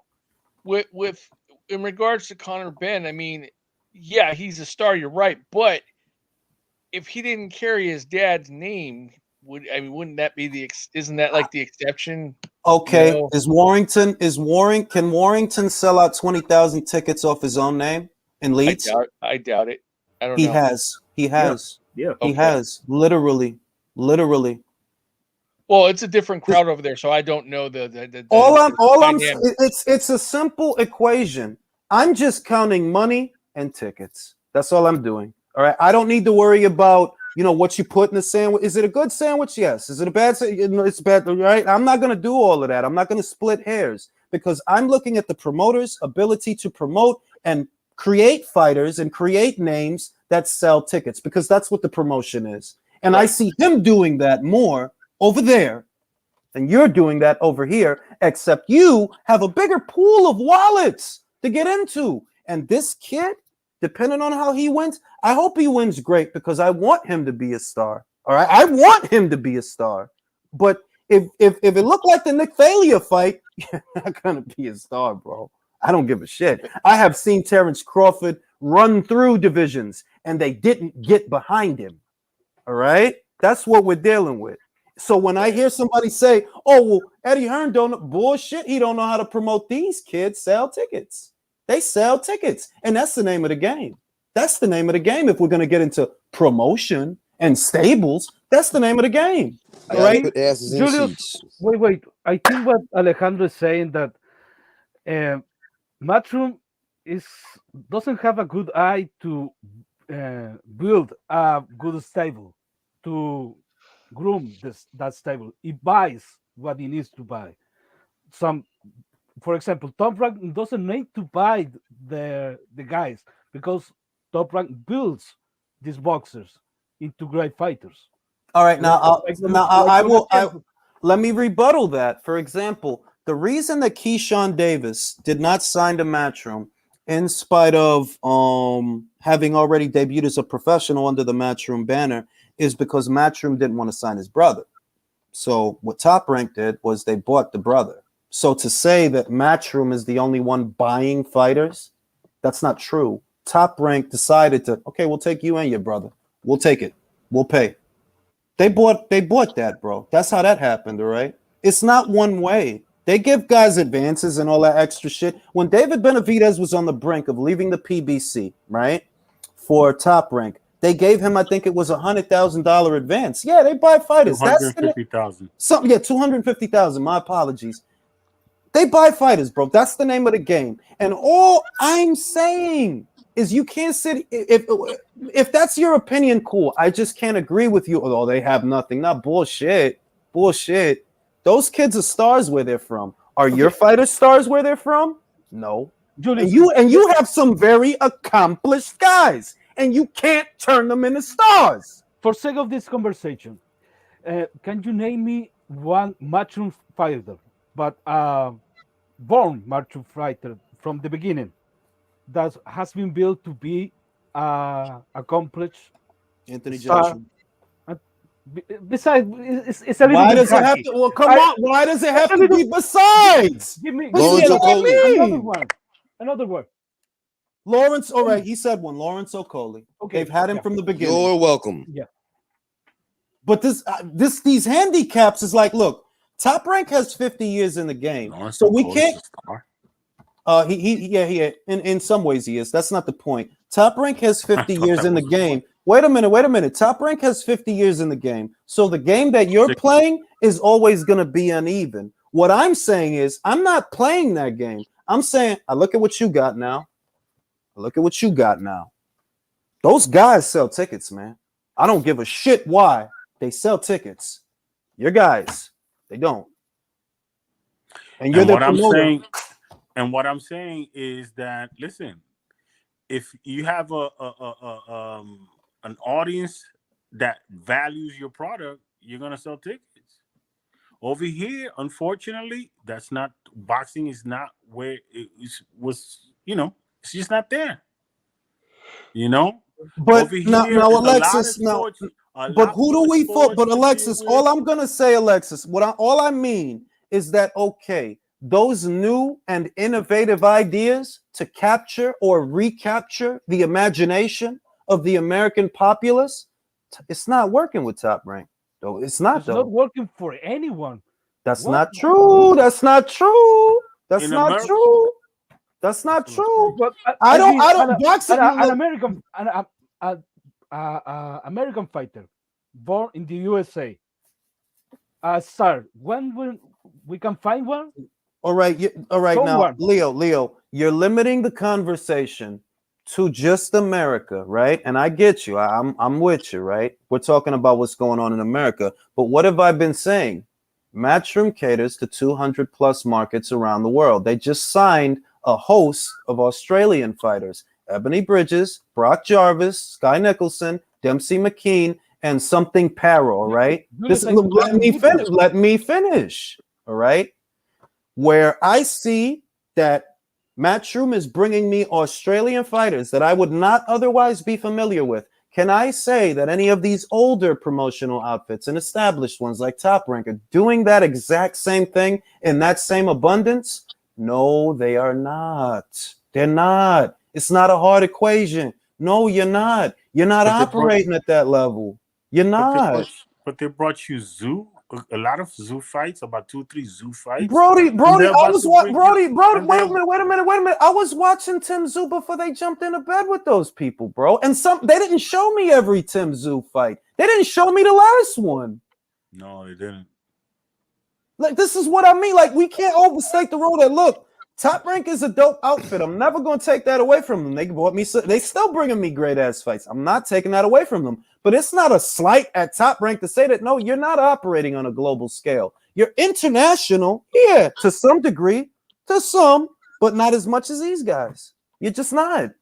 Period. Julius, the zone. I want to know what the criteria is to put the shows on, the international shows on ESPN Plus, because I found it peculiar that the Liam Williams Eubank Jr. fight a couple weeks ago, here in the United States, we had to pay on Fight TV to watch that fight, but in the UK, it was not on pay-per-view. It was just regular part of Sky Sports. However, the fight between Khan and Brook, which was a boxing pay-per-view, that was free for people who had ESPN Well, Plus. I know why, and I said it. Look, Americans have seen Amir Khan. This is what the criteria was. And look, they were smart. I'm not even holding them. They were smart. But the criteria was Americans have seen Amir Khan and Americans have seen Kell Brook. So this is a UK card that they might want to see. You know, it's a big card. We might, but Eubank, Americans don't give a shit about Chris Eubank. Like most of them don't. You know what I mean? All right, but what's the criteria to put Tim Zeus? Well, my question is, do a lot of them even know who the heck he is? You know? I mean, and look, that's what I think the criteria was. But the point is, growing the sport is not as simple as saying, oh, are you being successful in America? Because here's the thing. The sport is bigger than America. America has not produced a gold medalist in how long? Then who gives a fuck about them? I've been trying to get y'all to understand. Who gives a fuck about Americans? Americans don't give a fuck about Americans, bro. Hey, Julius, another bad thing, and it was in one of your videos earlier, was Ellerby talking about how we need to fill the market with more casuals. It's like, oh my God, what is he saying? No. What I'm gonna say is that He wants more passerbys. This is what's going on in America, and this is the but cold what a hard truth. bad way to Hold do on. This is the cold hard truth, right? America had the run of the place for a while, and then the world itself got involved in the Olympics. You started seeing gold medalists from different parts of the world, and suddenly we're not the biggest game in town. And that's what's going on, and I'm okay with that. For the same reason I'm okay with a competitive market. I like the drama. The top talent in the world, no matter where it's from, will always permeate to the top, whether it's Japanese talent, Scottish talent, American talent, UK talent, Eastern Europe, it doesn't matter. And I don't give a shit because I'm not stuck on the flags. I don't care. I just want to see good fights, good fighters, and good fights. So if it's a little harder for the Americans and their spoiled brats to, well, step it up. Step it up. Period. Because that's the way it's always been. Step it up. Yo, my brothers, nos vemos. Yo, Julius, great talking. Yo, fellas, I'm out. Peace. Yeah, I'm going to sleep, man. It's been a good debate. Gentlemen, always a pleasure. I'll see you on the next live. Thank you for letting me on. Peace. Thank you so No much. problem, Take care, yo. Have a good night, fellas. One, peace.